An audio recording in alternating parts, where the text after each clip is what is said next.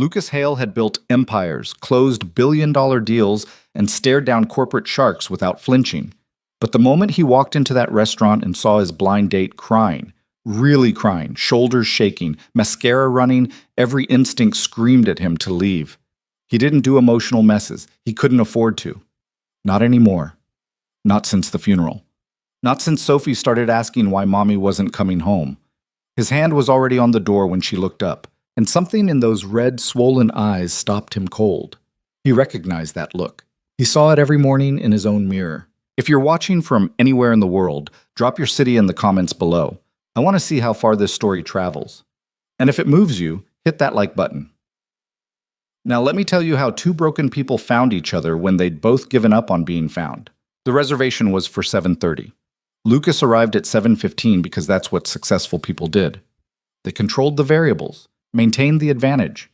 The restaurant was one of those places where the lighting cost more than the food, all Edison bulbs and exposed brick, the kind of spot where tech entrepreneurs pretended to be humble while discussing their third-round funding. He hated it immediately. "Mr. Hale, your table is ready." The hostess smiled with practiced warmth, the kind that came from years of pretending wealthy customers were fascinating rather than insufferable. "I'm waiting for someone." "Of course. Can I get you started with something from the bar?" "Water's fine." She nodded and disappeared, leaving Lucas standing near the entrance like an idiot, tugging at his collar. The tie felt like a noose. He'd told Marcus, his business partner and allegedly his best friend, that he wasn't ready for this. 6 months since Emma died. 6 months of Sophie crying herself to sleep. 6 months of him pretending he knew what the hell he was doing as a single father. "You need to get back out there," Marcus had said over scotch in Lucas's office, feet up on the desk like he owned the place. "Emma wouldn't want you alone." Lucas had almost thrown his glass at him. What did Marcus know about what Emma would want? Emma was gone. Emma was ash in an urn on the mantel that Sophie thought was a decorative vase. Emma was a hole in the world that no amount of money or work or pretending could fill. But Marcus had already set up the date. Some woman from his wife's book club or yoga class or wherever the hell wealthy people met other wealthy people. "She's nice," Marcus had promised. "Normal. You'll like her." Lucas didn't want to like anyone. The hostess returned with water in a glass that probably cost $40. "Your date just arrived. She's at the table." "Thanks." He straightened his jacket and walked through the restaurant, past couples leaning close over candlelight, past groups of friends laughing too loud over wine. His table was in the back corner, supposedly private, supposedly romantic. He could already see her silhouette against the window. And then he got close enough to see her face. She was crying. Not delicate, photogenic tears either. Real crying. The kind that made your face blotchy and your nose run. The kind that came from somewhere deep and dark and usually private. Her shoulders were shaking. She had a napkin pressed to her eyes, but it wasn't helping. Mascara streaked down her cheeks in black rivers. Lucas stopped walking. Every rational part of his brain said to turn around. This was a disaster. This woman was clearly going through something, and he was the last person qualified to deal with anyone else's emotional crisis when he couldn't handle his own. He could text Marcus later, make an excuse, maybe even be honest for once, and say he wasn't ready. He was already turning when she lowered the napkin and looked up. Their eyes met. Lucas forgot how to breathe. It wasn't because she was beautiful, though she was, even with the crying, even with the ruined makeup. It was something else. Something in her expression that he'd seen before, in other faces, in other moments that left permanent marks. He'd seen it in his mother's eyes after his father walked out. He'd seen it in Emma's eyes during her last week when the pain was so bad she couldn't hide it anymore. He'd seen it in his own reflection every single morning since the funeral. Brokenness. Real, bone-deep brokenness that no amount of makeup or smiling or pretending could cover up. The woman saw him staring and her face crumpled further. "Oh, God," she said, her voice thick and wet. "You're him. You're Lucas Hale." "I am." "I'm so sorry."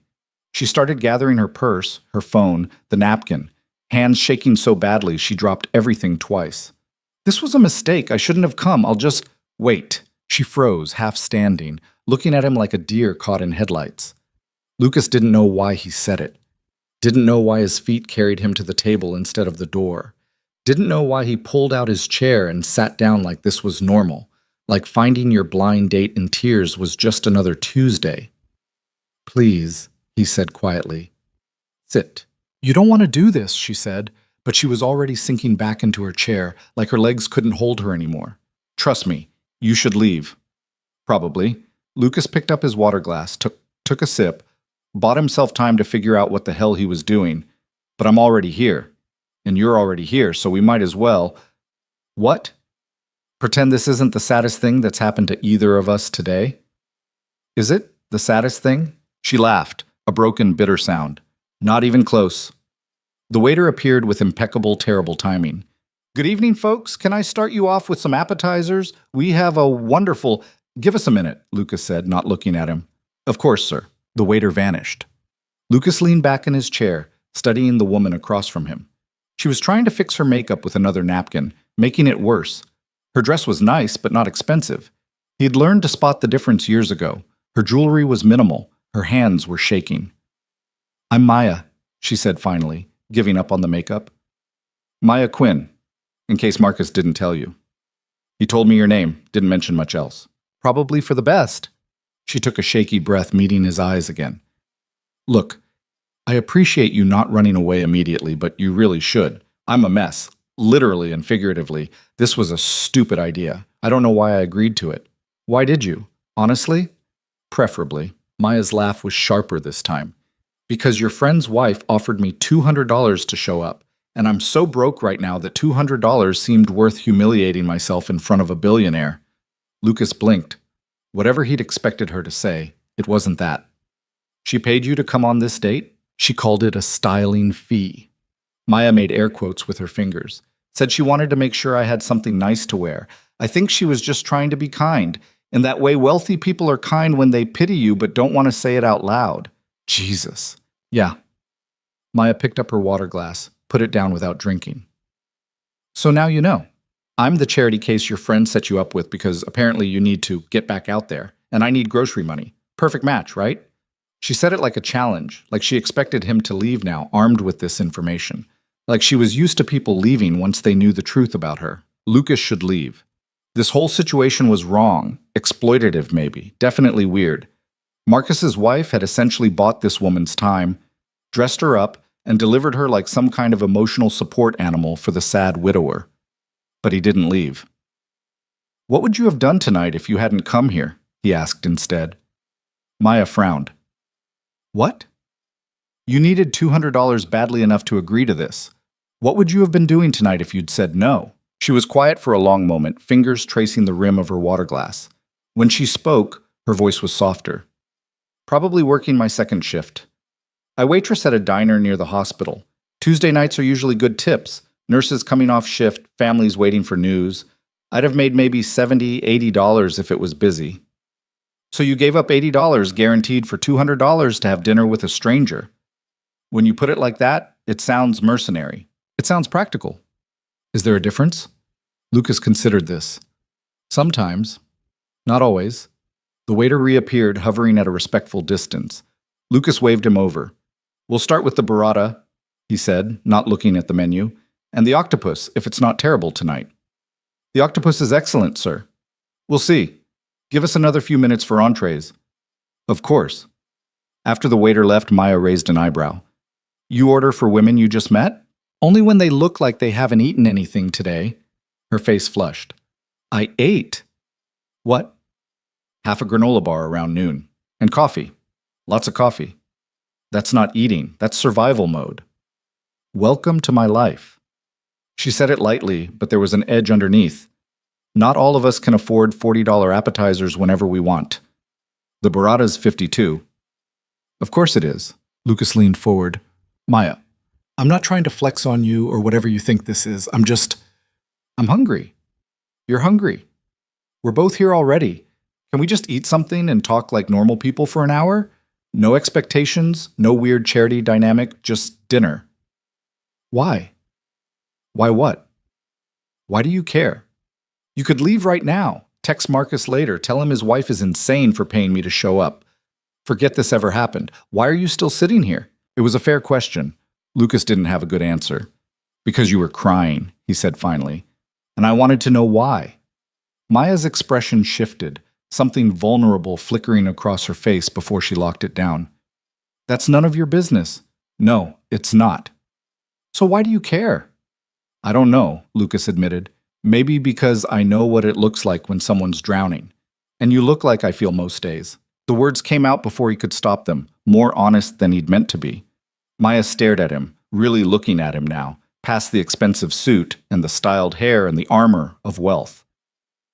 Marcus's wife told me about your wife, she said quietly. I'm sorry. Don't be. Everyone's sorry. Sorry doesn't help. No, I guess it doesn't. The appetizers arrived. Perfect burrata with heirloom tomatoes and basil, octopus charred just right with chickpeas and lemon. The kind of food that cost more than Maya probably made in a day. She picked up her fork, put it down, picked it up again. I don't know how to eat this, she said. Which part? The octopus. I've never had octopus. Is there a trick to it? Lucas couldn't help it. He smiled. First time in weeks. Just eat it. There's no wrong way. There's always a wrong way when you're poor in a place like this. You're not poor tonight. Tonight you're just a person having dinner. Forget the rest. Maya took a tentative bite of octopus, her eyes widening. Oh, wow. Good? Stupid good. Like offensively good. I hate that this is so good. Why? Because now I'll know what I'm missing. But she took another bite anyway, and another, and Lucas watched her slowly relax, just a fraction. They ate in silence for a while. Lucas realized he was hungry too, actually hungry, not just mechanically eating because Sophie needed to see him eat. The food was good. The silence was not terrible. You want to know why I was crying? Maya said suddenly. Only if you want to tell me. She set down her fork. I got evicted this morning. Well, evicted is too official. My landlord changed the locks and put my stuff on the curb. Illegal as hell, but what am I going to do? I can't afford a lawyer, can barely afford anything. Lucas felt something twist in his chest. Where are your things now? A friend's garage. What could fit anyway? Had to leave most of it. She laughed, but there was no humor in it. 28 years of life, and it all fit in 6 boxes and 2 trash bags. Pretty pathetic, right? It's not pathetic. Feels pathetic. Feels like I'm 30 years old and I've got nothing to show for it except debt and eviction notices and a closet full of clothes I keep for job interviews I never get. What kind of job interviews? Any kind. I've got a degree. Barely finished it. Took me 7 years because I kept having to drop out when I couldn't afford tuition, but I got it eventually. Business administration, like that means anything. I've applied to probably 300 jobs in the last year. You know how many interviews I've gotten? How many? 12. You know how many job offers? None. She took a long drink of water. I'm overqualified for service jobs and underqualified for everything else. No experience because no one will hire me to get experience. It's a perfect trap. Lucas had heard this before. The cycle that kept people poor, the structural barriers that were invisible until you were inside them. He'd always understood it intellectually. Seeing it in front of him, in a real person trying not to fall apart, made it different. What about tonight? He asked. You said you were working a second shift. Where's your first shift? I clean offices overnight, 11 to 6, 5 days a week. Then I sleep a few hours and go waitress at the diner from 2 to 9. Then sleep. Repeat. That's not sustainable. You think I don't know that? Her voice rose, sharp enough that the couple at the next table glanced over. Maya lowered her voice, but the anger remained. You think I want to live like this? I'm barely sleeping. I'm living off coffee and whatever food the diner throws out at the end of the night. I haven't had a day off in 3 months, but if I stop, if I slow down even a little, I'll end up on the street, so I don't stop. I wasn't criticizing. Yes, you were. Maybe not out loud, but I can see it on your face. The same look everyone gives me when they find out how I live. Like I'm a cautionary tale, like I made bad choices and now I'm paying for them. Did you? Make bad choices? Maya's laugh was bitter. Depends who you ask. I trusted the wrong people. Signed a lease with a boyfriend who emptied our account and disappeared. Took out student loans for a degree that turned out to be worthless. Didn't have parents who could bail me out when things went wrong. Those bad choices enough for you? I didn't have parents who could bail me out either. But you had something. Money doesn't appear out of nowhere, even for billionaires. She was right. Lucas had caught breaks, a scholarship, a mentor who saw potential, connections that opened doors. He'd worked hard, but he'd also been lucky. The difference between him and Maya might just be timing and opportunity. "You're right," he said. "I got lucky. Multiple times." Maya looked surprised, like she'd expected him to defend himself. "At least you're honest about it. What's the point of lying?" Most people lie. Makes them feel better about having so much when other people have so little. The waiter returned. "Have we decided on entrees?" Lucas looked at Maya. "What do you want?" "I don't know what half this menu is." "Then we'll get several things and share. Bring us the lamb, the halibut, and the pasta, the one with the truffles." "Excellent choice, sir." After the waiter left, Maya shook her head. "You know that's probably $300 worth of food, right? I know what things cost. Must be nice." Sometimes. Sometimes it just makes the loneliness more expensive." The words hung between them. Maya studied him carefully, reassessing. "Your friend said you had a daughter." "Sophie, she's 5. That must be hard, raising her alone."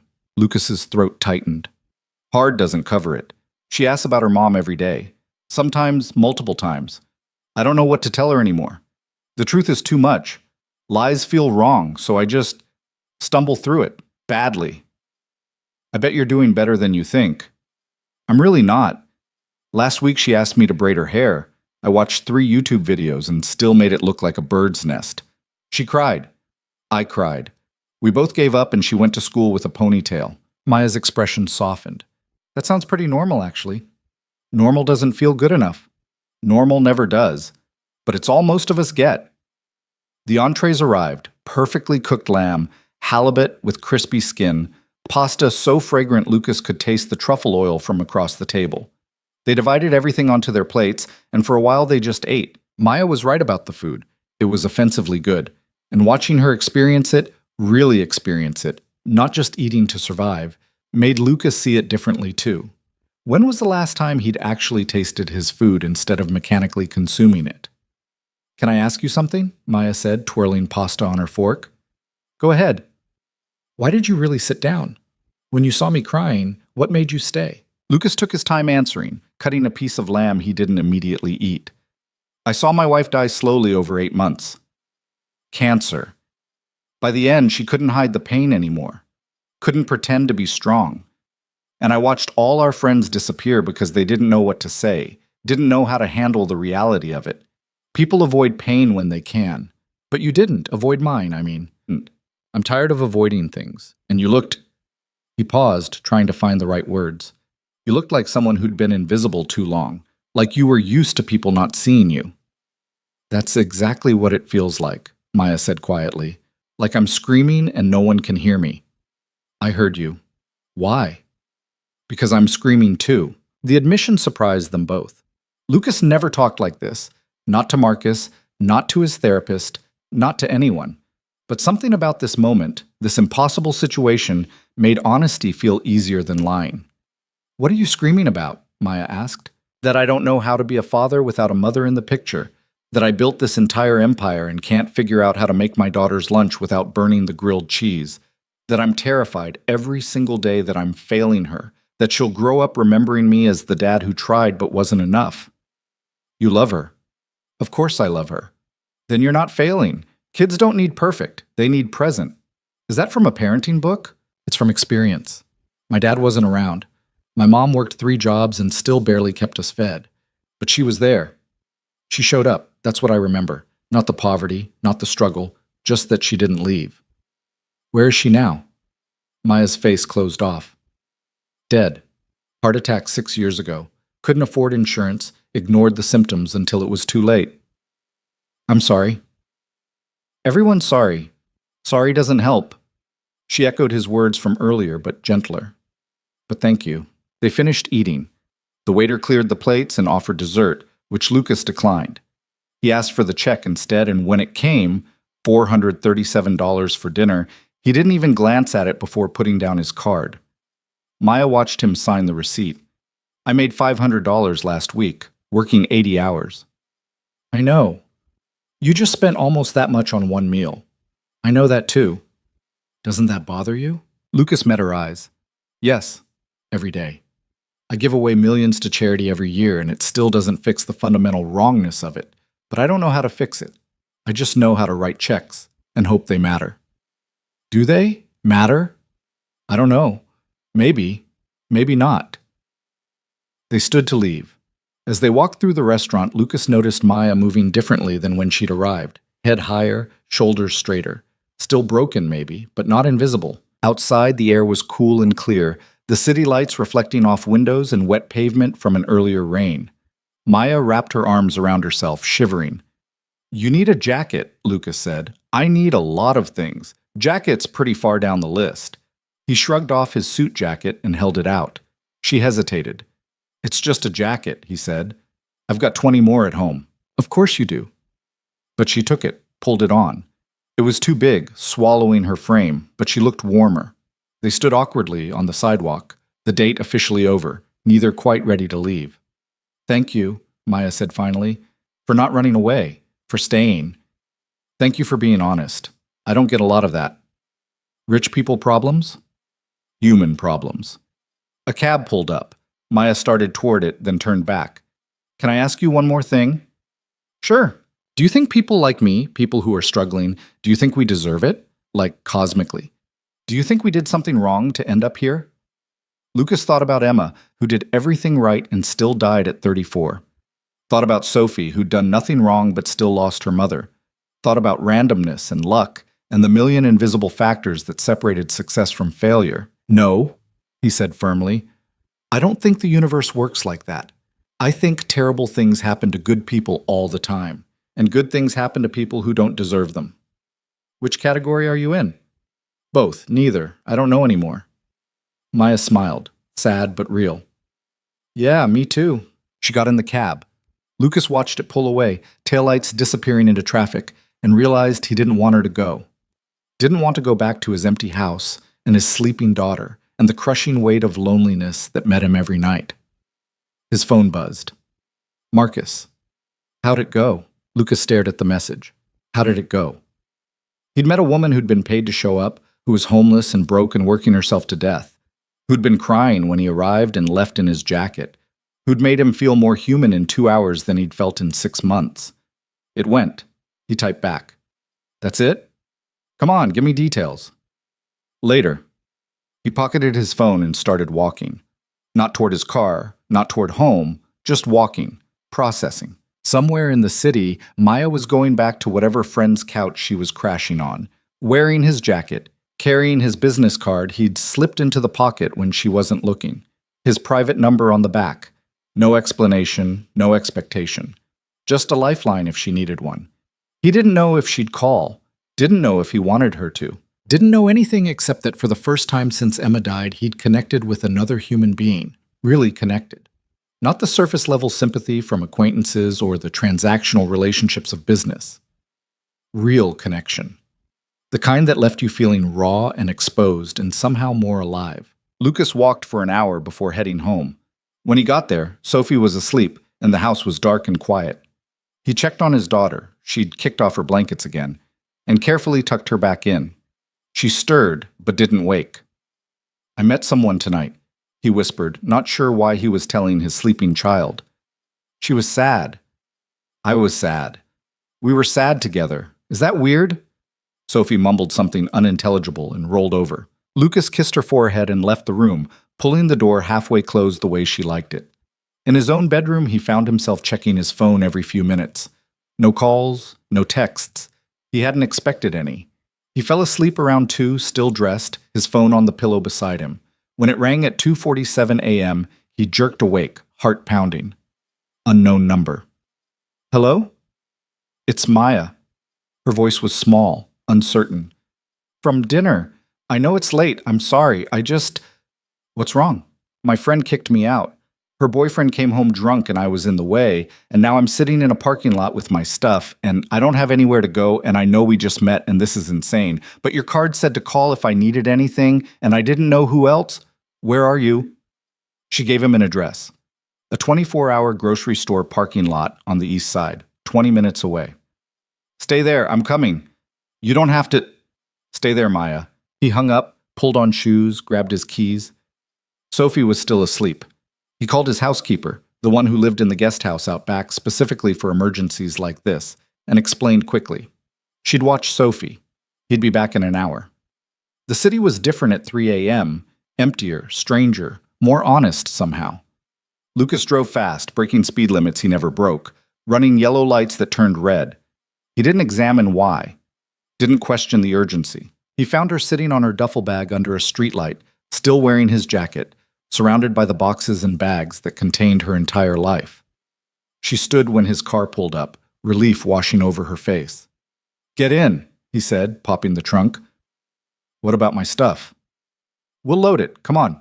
Together they filled his trunk and back seat with her belongings. So few things for a whole life, barely enough to fill the car. When they finished, Maya climbed into the passenger seat and Lucas started driving. "Where are we going?" she asked. "Somewhere safe." "Where's that?" Lucas didn't answer right away. He was breaking every rule he'd set for himself after Emma died. No complications, no emotional entanglements, nothing that could hurt Sophie or hurt him. But Maya sitting in his car, exhausted and displaced and trying not to cry, didn't feel like a complication. She felt like someone who needed help, someone he could actually help. "I own some properties," he said finally. "Apartments.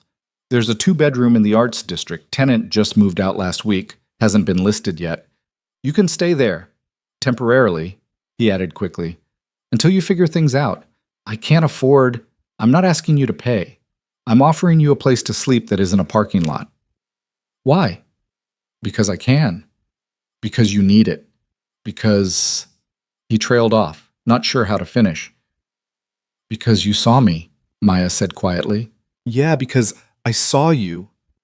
She was crying again, but quieter this time. Exhausted tears. "This is crazy. You know that, right? We just met. You don't know me. I could be anyone. Could be. But you're not. You're just someone who needs help, and I'm just someone who can give it. There's no just about any of this." "No," Lucas agreed. "There's not." He drove them to the apartment. A nice building, renovated last year, the kind of place Maya could never afford on her own. He used his master key to let them in, flipped on the lights. It was furnished, modern, clean, impersonal. The previous tenant had left in a hurry for a job in Seattle, left some furniture behind rather than move it. A couch, a bed, kitchen table. Basics. "It's not much," Lucas said. Maya laughed, a shocked, overwhelmed sound. "Not much? This is the nicest place I've ever lived." She walked through it slowly, touching things like she couldn't believe they were real. Lucas carried her boxes in, stacking them near the door, trying not to notice how little she owned, trying not to calculate how many of these boxes would fit in just his closet. When everything was inside, he handed her the keys. "This is temporary," he said again, feeling like he needed to keep saying it. "Until you get on your feet." "Why are you doing this?" "I told you." "No, really. Why? People don't just do things like this. There's always a reason." Lucas thought about it.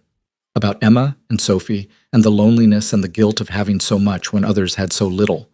About seeing Maya crying in that restaurant and recognizing something of himself in her brokenness. "Maybe I need to help you as much as you need help," he said finally. "Maybe that's reason enough." Maya studied him for a long moment, keys dangling from her hand, his too big jacket still wrapped around her shoulders. "Okay," she said. "Okay." They stood there, two strangers who'd shared a meal and were now connected in ways neither fully understood. Lucas should leave. It was almost 4 in the morning. Sophie would be awake soon. He needed to go, but leaving felt wrong. "I should go," he said anyway. "Yeah." Neither of them moved. "Thank you," Maya said, "for all of this. I don't know how to repay it." Don't try to repay anything. Just get some sleep. Figure things out. That's enough." He left before she could argue, before he could second-guess himself, before the whole impossible situation became more complicated than it already was. In his car, he sat for a moment, hands on the steering wheel, trying to process what he'd just done. He'd given a near stranger one of his apartments, had driven across the city at 3 a.m. to rescue someone he'd met hours ago, had connected with another human in a way he hadn't since Emma died. His phone buzzed. A text from an unknown number. Maya's number, he realized. "Your jacket's still upstairs." Want me to bring it down? He smiled. Keep it. I meant what I said. I've got 20 more. Thank you for everything. For seeing me. Get some sleep, Maya. You too, Lucas. He drove home as the sky started lightening with pre-dawn gray. Sophie was still asleep. The house was still quiet. Everything was the same. Except it wasn't. Something had shifted. Some wall he'd built around himself since Emma died had cracked just a little. And instead of terrifying him, it felt like he could finally breathe again. Lucas stood in Sophie's doorway watching her sleep and whispered to the darkness, I think I did something right tonight. I think maybe we're going to be okay. Sophie slept on, oblivious.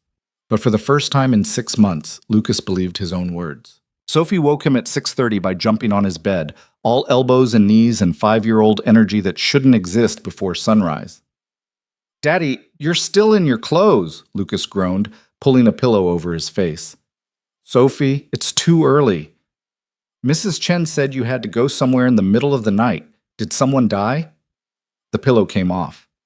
Lucas sat up, his daughter's face inches from his, brown eyes wide with concern that no 5-year-old should carry. No, baby. Nobody died. I just had to help a friend. What friend? Someone new. Do I know them? Not yet. Sophie climbed onto his lap, her pajamas, the ones with the unicorns Emma had bought 3 months before she died, already twisted around her small body. Mommy used to help people in the middle of the night too, when she was a nurse. Lucas's chest tightened. She did, yeah. I miss her. Me too, Soph. Me too. They sat like that for a moment, father and daughter in the morning light, holding on to each other because it was the only thing that made sense anymore. Then Sophie wiggled free. Can we have pancakes? I can try. Your pancakes are always weird shapes. That's called rustic. That's called you can't flip them right. Lucas laughed despite himself. When did you get so mean? Mrs. Chen says I'm honest. She says honest is good. Mrs. Chen's right. Come on, let's go make weird pancakes. In the kitchen, Lucas attempted breakfast while Sophie sat at the counter, swinging her legs and chattering about her upcoming field trip to the aquarium. He burned the first pancake, salvaged the second, and was working on a third when his phone rang. Marcus. Of course. Not now, Lucas muttered, declining the call. It rang again immediately. Who's that? Sophie asked. Uncle Marcus. Why aren't you answering? Because I'm making you breakfast. You can do both. Mommy always did both. The guilt hit like a physical blow. Emma had been able to juggle everything: work, parenting, phone calls, life. Lucas could barely manage pancakes. He answered, What? Good morning to you too, Marcus said. So? Tell me everything. Sarah's been asking all morning. Can this wait? You disappeared for 3 hours in the middle of the night. My housekeeper called Sarah. Sarah called me. We've been up worried about you, so no, it can't wait. Lucas glanced at Sophie, who was watching him with interest. I'm with Sophie. So put me on speaker. Hi, Sophie. Hi, Uncle Marcus, Sophie yelled toward the phone. See? She doesn't mind. Now spill. What happened with Maya? Lucas flipped a pancake, nearly dropped it. Nothing happened. You gave her an apartment. How do you... He stopped. Mrs. Chen told Sarah. Mrs. Chen tells Sarah everything. It's why we pay her so well. So yes, I know you gave a woman you just met one of your apartments at 3 in the morning. Want to explain that? Not particularly. Lucas, she needed help. I helped. End of story. That's not the end of anything, and you know it. Marcus's voice softened. Look, I'm not judging. I'm glad you helped her. Sarah feels terrible about the whole setup, by the way. She thought she was being helpful. By paying someone to go on a date with me? When you put it like that, it sounds bad. Because it is bad. Sophie tugged on his sleeve. Daddy, you're burning the pancake. Lucas cursed under his breath, yanking the pan off the heat. The pancake was black on one side. Is that Sophie? Marcus asked. Tell her Uncle Marcus says hi again. You already said hi. Tell her anyway. Uncle Marcus says hi again, Lucas relayed. Why is he being weird? Sophie asked. Because he's always weird. Lucas plated the salvageable pancakes and set them in front of his daughter. Marcus, I have to go. We're not done talking about this. Yeah, we are. He hung up before Marcus could argue, silenced his phone, and focused on Sophie drowning her pancakes in syrup. "These are good," she said, mouth full. "They're burnt." "Only a little bit." They ate in companionable silence, and for a few minutes, Lucas let himself pretend everything was normal. That Emma was just in the other room. That his daughter wasn't growing up without a mother. That he hadn't spent last night rescuing a woman he barely knew. His mind kept drifting back to Maya. Was she okay? Had she slept? Was she having second thoughts about accepting help from a stranger? "Daddy, you're not listening." Lucas blinked. "Sorry, baby. What?" "I said, can we go to the park today? Please." "I have meetings." "You always have meetings." "I know, but Mommy took me to the park, even when she was tired." The guilt doubled. "Okay, we'll go to the park." "Really?" "Really. After my morning calls, we'll go. Just you and me." Sophie beamed, syrup on her chin, happiness so simple it hurt. "Can we feed the ducks?" "If there are ducks to feed." "There's always ducks, Daddy." "Then yes, we'll feed the ducks." Lucas cleared the dishes while Sophie went to get dressed, taking twice as long as necessary because she couldn't decide between the purple shirt or the pink one, and also her socks had to match her shirt, but none of her socks were the right color. He solved the problem by suggesting she wear both purple and pink, which delighted her in the way only 5-year-old logic could. His morning calls were torture. Conference calls about acquisitions that didn't matter, budget reviews that someone else could handle, strategic planning that felt pointless when all he could think about was Maya sleeping in that apartment, alone with her boxes, probably wondering what the hell she'd gotten herself into. By 11, he couldn't take it anymore. He canceled his afternoon meetings, told his assistant he was unreachable, and loaded Sophie into the car. "Where's the park?" she asked, buckling herself in. "Which one do you want?" "The one with the big slide." "The one downtown?" "Yeah, can we go to that one?" Lucas hesitated. The downtown park was 15 minutes from the apartment where Maya was staying. Coincidence? Or was his subconscious steering him there? "Sure, Soph. Downtown it is." They drove through the city, Sophie singing along to the radio, making up words when she didn't know the real ones. Lucas found parking near the park, and they walked hand in hand, his daughter pointing out every dog, every flower, every interesting piece of trash on the sidewalk. The park was busy for a Wednesday. Parents with strollers, elderly couples on benches, teenagers cutting school. Sophie made a beeline for the playground, and Lucas followed, settling onto a bench where he could watch her climb and slide and spin. His phone buzzed. A text from Maya. "Is it weird that I slept for 12 hours straight?" He smiled. "Not weird, necessary. I forgot what it felt like to sleep without worrying someone would steal my stuff or kick me out." "How's the apartment?" "Honestly, I keep waiting for you to text and say it was a mistake, that someone else needs it, and I have to leave. That's not going to happen." "Why are you being so nice to me?" Lucas stared at the question. Why was he? It wasn't just charity, wasn't just guilt about having too much.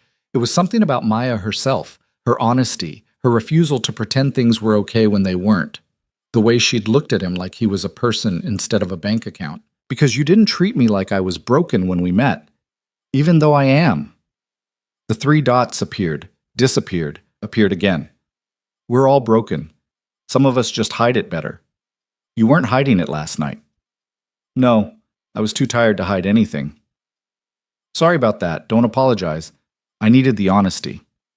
"Daddy, watch me." Lucas looked up. Sophie was at the top of the slide, waving frantically. He waved back, watched her slide down screaming with joy, then run back to do it again. His phone buzzed again. "Where are you?" He shouldn't tell her, should maintain boundaries, keep things professional, whatever the hell professional meant in this situation. "At the park downtown. With my daughter." "The one near the apartment? Yeah. Small world. Or deliberate choice. Which is it?" "Both." "Neither. I don't know anymore." The 3 dots appeared for a long time before her response came. "I'm going to walk over. Is that weird?" His heart rate picked up. "No. You sure?" "Yeah." "Come." Lucas pocketed his phone, adrenaline surging for reasons he didn't want to examine. Sophie was on the swings now, pumping her legs, going higher. He pushed aside the worry, "She's fine, the swing's safe, stop catastrophizing," and scanned the park entrance. Maya appeared 10 minutes later wearing jeans and a sweater that had seen better days. her hair pulled back in a messy ponytail. She looked rested but uncertain, like she wasn't sure if she should have come. Lucas stood, waved. She saw him and smiled, walking over. Hi. Hi. They stood awkwardly, two people who'd had an intensely honest conversation 12 hours ago and now didn't know how to exist in daylight. That her? Maya nodded toward Sophie on the swings. That's Sophie. She looks like you. Poor kid, Maya laughed. I meant it as a compliment. I know. Sophie noticed them watching and dragged her feet to stop the swing. She jumped off and ran over, all momentum and curiosity. Who's that? This is my friend Maya. Maya, this is Sophie. Sophie studied Maya with the intense scrutiny only children could manage. Are you Daddy's girlfriend? Lucas choked. No, I'm just a friend, Maya said smoothly, crouching to Sophie's level. Nice to meet you, Sophie. You're pretty. Thank you. So are you. I love your shirt. Sophie looked down at her purple and pink combination proudly. Daddy let me wear both colors. That was nice of him. He usually says I can only pick one, but today he's being extra nice. Well, daddies are allowed to be extra nice sometimes. Sophie considered this. Do you have kids? No. Why not? Sophie, Lucas started. It's okay, Maya said. I don't have kids because I'm not ready yet. Maybe someday.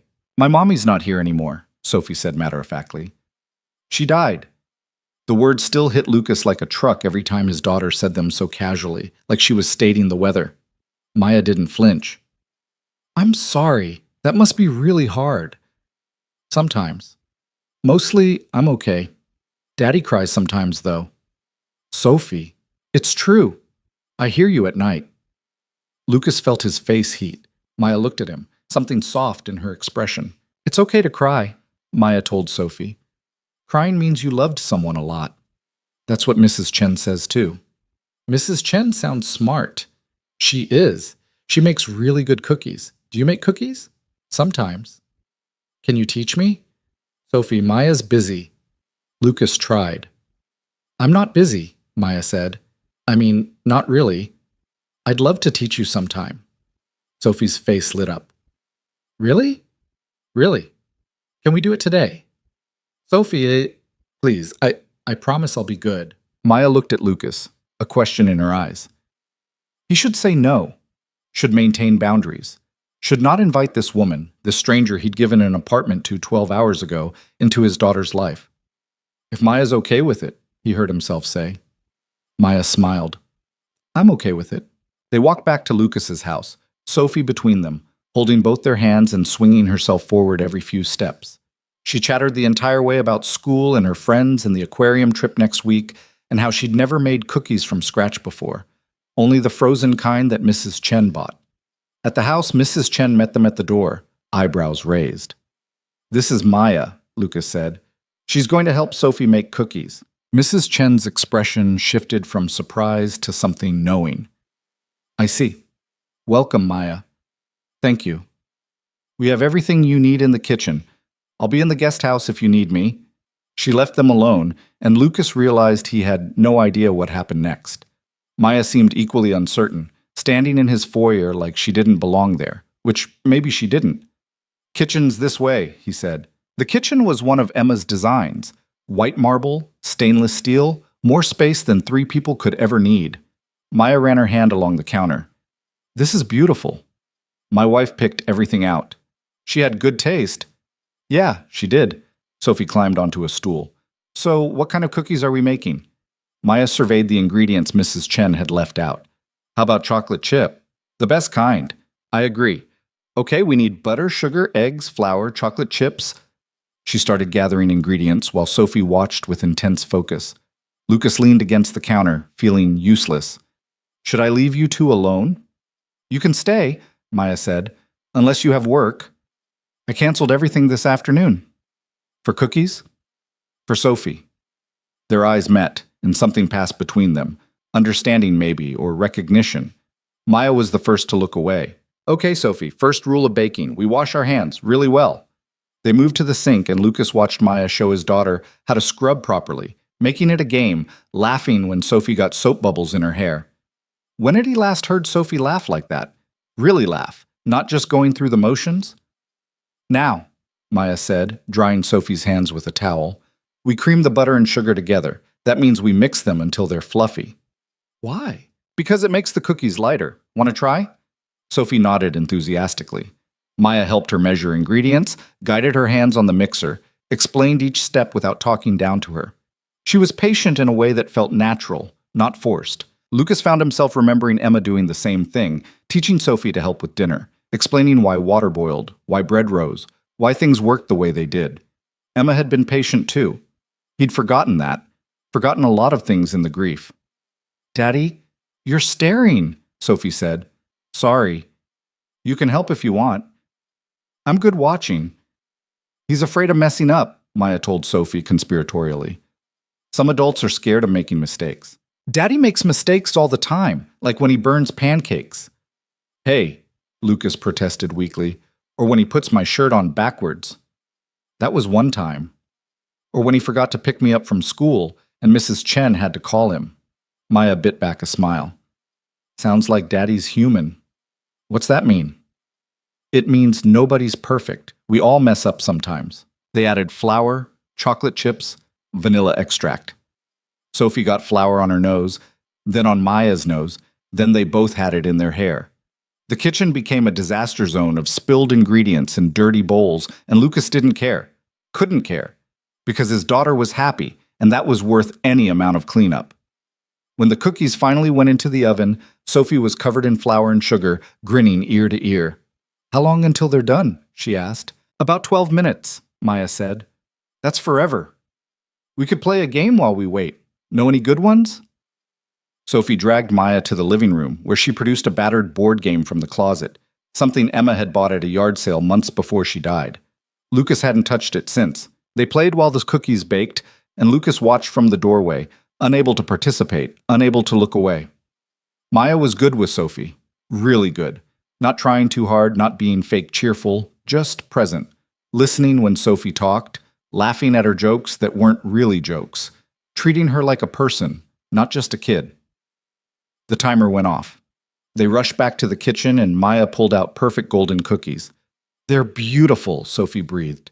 You made them, Maya said. I just helped. Can I eat one now? They're hot. We have to wait. How long? 5 minutes. That's also forever. But she waited, bouncing on her stool, watching the cookies cool with religious intensity. When Maya finally said they were ready, Sophie grabbed one and bit in, eyes closing in bliss. These are the best cookies ever, she declared, mouth full. Better than Mrs. Chen's frozen ones? Way better. Can you come back and make them again? Maya glanced at Lucas. If your dad's okay with it. Sophie turned to him, pleading in her eyes. Please, Daddy? What was he supposed to say? No, Sophie, this nice woman who helped you bake and played games and made you laugh can't come back because I'm scared of feeling something again? Because I don't know how to let people in? Sure, he said. Maya's always welcome. Sophie cheered and threw her arms around Maya's waist. Maya stiffened for just a second, not used to being hugged, Lucas realized, then relaxed into it, her hand coming up to rest on Sophie's head. Thank you for helping me, Sophie said into Maya's sweater. Thank you for letting me. When Sophie finally let go and ran off to find Mrs. Chen to show her the cookies, Maya and Lucas were left alone in the kitchen. She's amazing, Maya said quietly. She is. You're doing a good job with her. I'm really not. Yes, you are. She's happy. She's loved. That's what matters. Lucas wanted to believe her. She misses her mom. Of course she does. But she's got you. That counts for something. Does it? Yeah, Lucas, it does. They stood in the kitchen surrounded by the wreckage of cookie making, and Lucas felt something shift inside him, a loosening of the tight grip he'd kept on everything since Emma died. What you did today, he said, with Sophie. Thank you. I didn't do anything special. You did. You saw her. Same way you saw me last night. Maybe I'm just good at seeing broken things. Are we? Broken? Maya considered this. I think we're cracked. But cracked things can still hold water if you're careful. Is that from a fortune cookie? She laughed. No, that's from experience. I've been broke, broken, and everything in between. You learn to patch yourself together with whatever you've got. Sophie came running back with Mrs. Chen, who made appropriate amazed noises about the cookies and snuck one when she thought Lucas wasn't looking. Can Maya stay for dinner? Sophie asked. Sophie, Maya might have plans. I don't, Maya said, but I don't want to intrude. Please? Sophie grabbed Maya's hand. Please, please, please? Lucas looked at Maya. She looked back. Neither of them knew what they were doing, but somehow that made it easier. Okay, Lucas said. Dinner. But I'm ordering in because if you think my pancakes are bad, you should see me try to cook dinner. What should we get? Sophie asked. What do you want? Pizza. You always want pizza. Because pizza's the best. They ordered pizza. While they waited, Sophie convinced Maya to read her a story, then another story, then another. Lucas watched from the doorway, his daughter curled against this woman who was practically a stranger, listening to her read with total attention. When the pizza arrived, they ate in the dining room, a room Lucas usually avoided because it was too big, too formal, too full of memories of family dinners that would never happen again. But with Sophie chattering and Maya laughing and grease dripping down their chins, it felt less empty. After dinner, Sophie started yawning, fighting to keep her eyes open. Someone needs a bath, Lucas said. No bath. Not tired. You're falling asleep in your pizza. I'm not. Sophie, I can help, Maya offered, if that's okay. Lucas hesitated. This was crossing another line, letting her into bedtime routines, into the most domestic parts of their lives. Please, Daddy, Sophie mumbled. I want Maya to help. Okay, but then it's bedtime for real. They went upstairs, Sophie holding Maya's hand, Lucas trailing behind. In the bathroom, Maya ran the bath while Sophie picked out her pajamas. The unicorn ones again, always the unicorn ones. Lucas stood in the doorway, watching Maya test the water temperature, add bubble bath, help Sophie undress. She moved like she'd done this before, which didn't make sense because she'd said she didn't have kids. I used to babysit, Maya explained, catching his look. Helped raise my little brother before he moved in with his dad. I know my way around bath time. Sophie climbed in, immediately covering herself in bubbles. Maya knelt beside the tub, washing Sophie's hair while the girl talked about school and friends and the aquarium trip and a dozen other things. Maya? Sophie said suddenly. Yeah? Are you going to be my daddy's girlfriend? Lucas nearly choked. Maya handled it better. We're friends right now. Is that okay? I guess, but Daddy needs a girlfriend. He's lonely. Sophie, you are. You get sad at night. I hear you. Maya looked at Lucas over Sophie's wet head. He looked away, embarrassed. Being sad doesn't mean he needs a girlfriend, Maya said gently. Sometimes people just need time. How much time? I don't know. Everyone's different.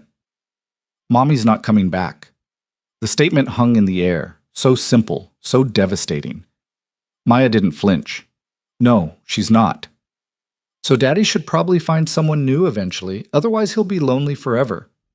Your daddy has you. You're pretty good company. Sophie considered this. I am good company. The best. They finished the bath, dried off, got Sophie into her pajamas. She demanded 2 stories, got 1.5 before she started falling asleep mid-sentence. Maya kissed her forehead without thinking, then froze, realizing what she'd done. Is that okay? She whispered to Lucas. He nodded, unable to speak. They left Sophie's room, pulling the door halfway closed, and stood in the hallway like teenagers who'd stayed out too late. I should go, Maya said. Yeah. Neither of them moved. Today was really nice, she said. I haven't felt this normal in a long time. What's normal? This. Baking cookies, eating pizza, playing games, just being part of something. You're always welcome to be part of this, whatever this is. Maya smiled. What is this? Honestly, I have no idea. Me neither. They walked downstairs. At the door, Maya turned back. Lucas? Yeah, thank you. For last night, for today, for treating me like I matter. You do matter. Not to most people. Then most people are idiots. She laughed, surprised. Maybe. Drive safe. Text me when you get home. Home. She tested the word. That's going to take some getting used to. After she left, Lucas cleaned the kitchen, putting away dishes, wiping down counters. Mrs. Chen appeared silently, started helping without being asked. "She's good with Sophie," Mrs. Chen said. "I know. And good for you too, I think."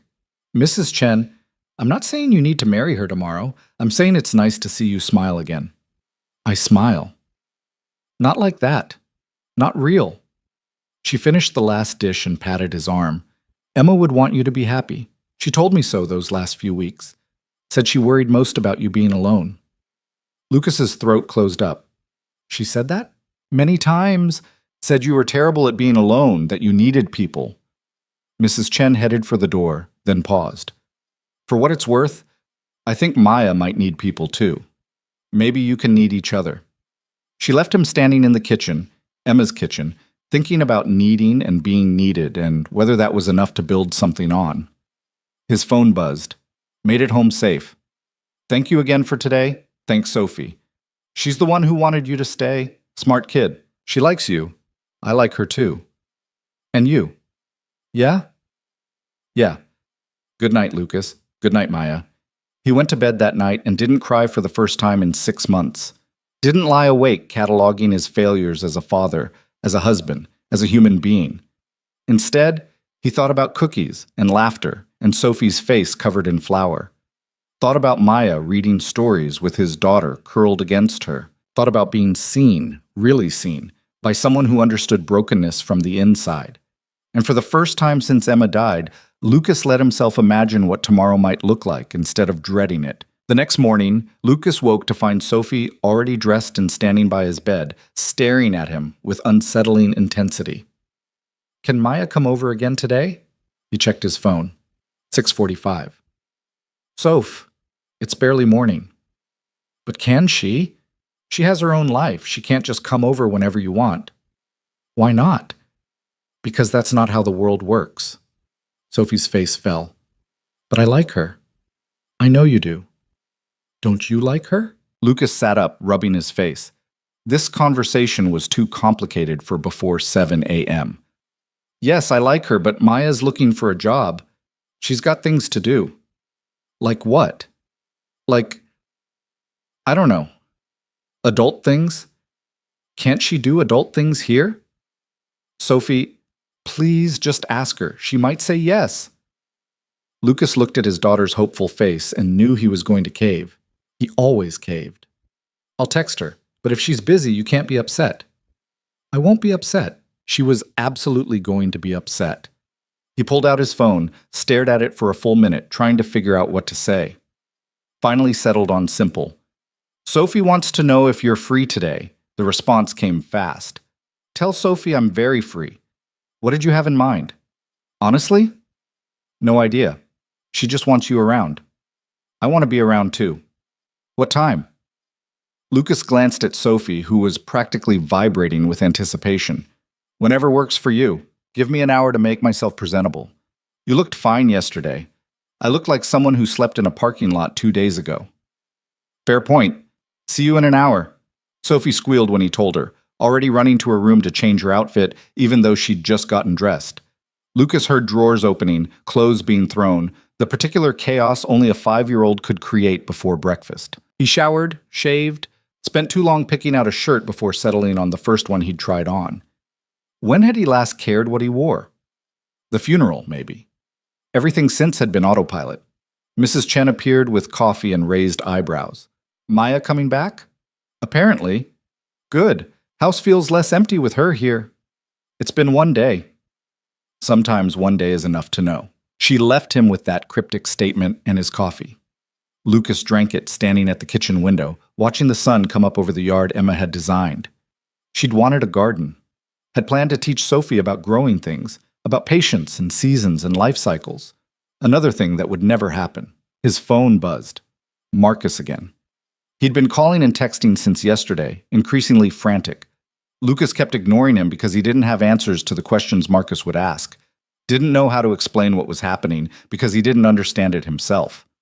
Maya arrived exactly an hour later, wearing different jeans and the same sweater, her hair down this time. Sophie launched herself at Maya before she'd fully cleared the doorway. "You came!" "Of course I came. I said I would. We're going to have so much fun today." What are we doing? Sophie looked at Lucas expectantly. He looked back, equally blank. We didn't actually plan anything, he admitted. Can we go somewhere? Sophie asked. Please? I want to show Maya stuff. What stuff? I don't know, fun stuff. Park stuff. Adventure stuff. Maya laughed. Adventure stuff sounds good. What do you think, Lucas? What he thought was that he had a company to run, calls to return, meetings he'd already rescheduled twice. What he said was, sure, let's have an adventure. They ended up at the Science Museum because Sophie insisted Maya needed to see the dinosaurs. Lucas hadn't been since before Emma got sick. Couldn't remember the last time he'd done something just because Sophie wanted to, not because it was scheduled or required or part of maintaining normalcy. The museum was packed with school groups and families, noise echoing off the high ceilings. Sophie dragged them through exhibits, talking a mile a minute, pointing out every fossil and fact like she'd personally discovered them. Maya listened to all of it, asked questions, got genuinely excited about things Lucas had stopped seeing years ago. She made it fun. Made him remember why these places existed in the first place. Look at this one, Sophie said, pointing at a massive T-Rex skeleton. His name is Rex. Isn't that funny? A T-Rex named Rex? Very funny, Maya agreed. Mommy used to say he looked grumpy, like he needed a nap. Lucas tensed, waiting for the sadness, the tears. But Sophie just smiled at the memory and moved on to the next exhibit. Maya caught his eye, a question there. She's been doing that more lately, Lucas said quietly, mentioning Emma without falling apart. Is that good or bad? I don't know. Both, maybe. It means she's accepting it, but it also means she's forgetting. She won't forget. Not the important stuff. How do you know? Because I lost my mom, and I remember everything that matters. Not the details. I couldn't tell you what she wore most days or what we had for dinner, but I remember how she made me feel. That doesn't go away. They followed Sophie to the space exhibit, where she pressed her face against a display about Mars rovers and declared she was going to be an astronaut when she grew up. Yesterday you wanted to be a veterinarian, Lucas said. I can be both. Astronaut veterinarian, taking care of space dogs. There are no dogs in space. There could be. I'll bring them. Maya crouched next to her. I think that's a great plan. Space needs more dogs. See, Daddy? Maya agrees with me. Maya's encouraging your chaos. What's chaos? It's a compliment, Maya said, winking at Lucas. They spent 3 hours in the museum, Sophie running from exhibit to exhibit until she finally crashed, begging to be carried. Lucas hoisted her onto his shoulders, and she immediately went limp, exhausted. Food? Maya suggested. Please. They found a diner a few blocks away, slid into a booth, ordered burgers and fries and milkshakes.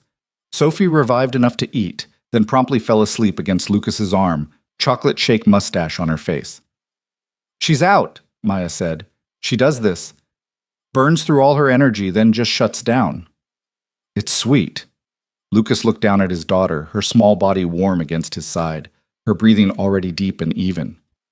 Yeah, it is. Maya picked at her fries. Can I ask you something? Sure. Why are you doing this? Eating lunch? This, all of this, yesterday, today, letting me into your life when you don't know me. Lucas considered his answer carefully. You want the truth? Always. I don't know, maybe because Sophie likes you. Maybe because you're the first person in months who doesn't look at me with pity. Maybe because when I'm around you, I don't feel like I'm drowning as much. Maya's eyes were bright.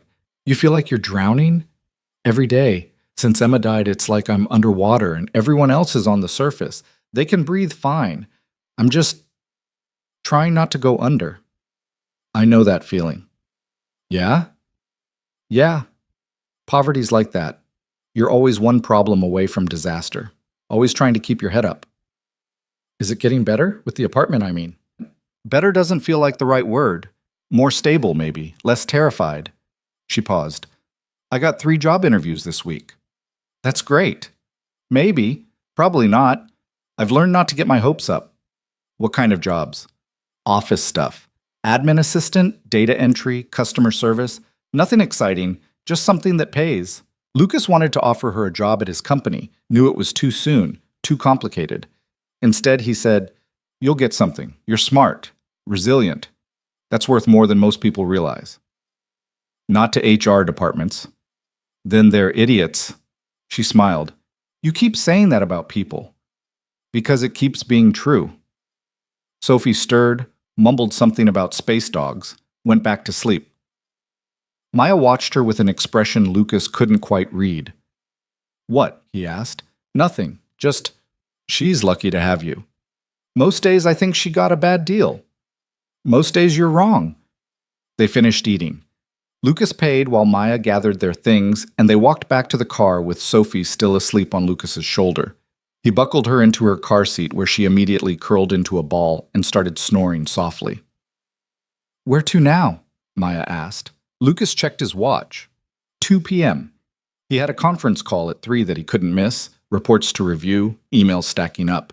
The responsible thing would be to go home, let Maya leave, get back to work. Come back to the house, he said instead. Sophie will want you there when she wakes up. You sure? Yeah, I'm sure. At home, Lucas carried Sophie to her room while Maya wandered the first floor, looking at photos on the walls, books on the shelves. Lucas found her studying a picture of Emma. That's her? Maya asked. Yeah.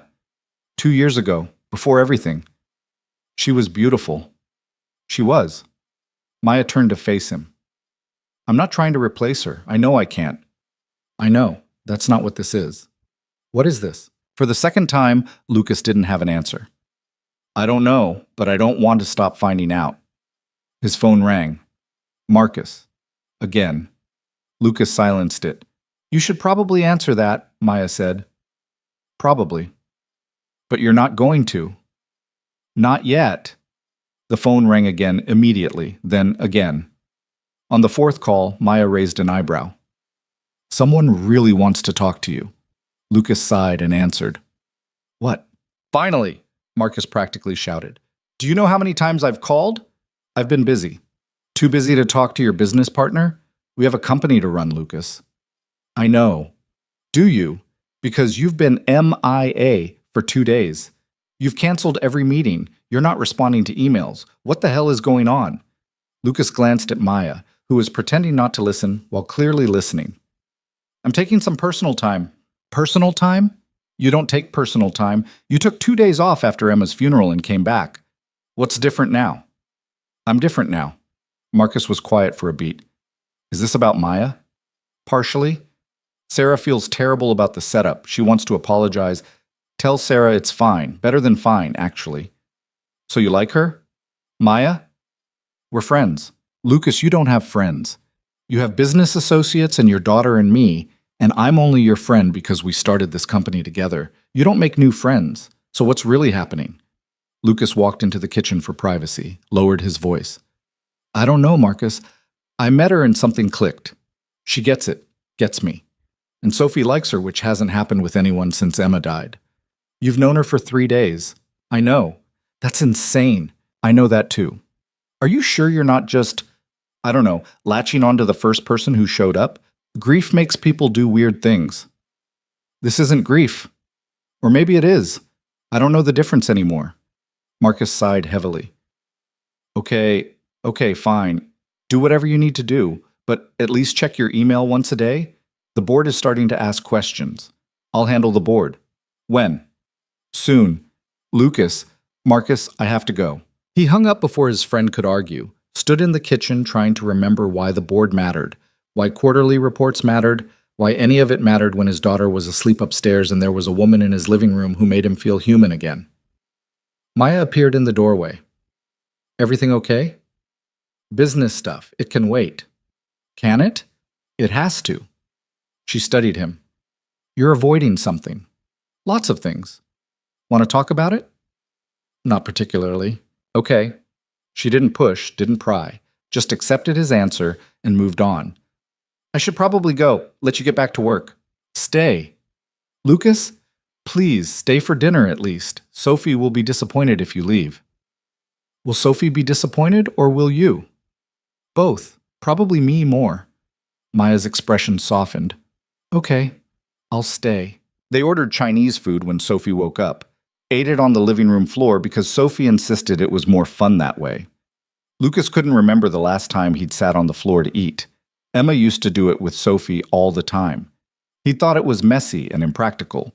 Now it just felt nice. After dinner, Sophie wanted to play a board game, the same one from yesterday. They played 3 rounds, Sophie winning twice by cheating in ways she thought were subtle, but weren't. Maya let her win. Lucas called her on it. What? Sophie protested. I won fair. You moved your piece 6 spaces on a 4.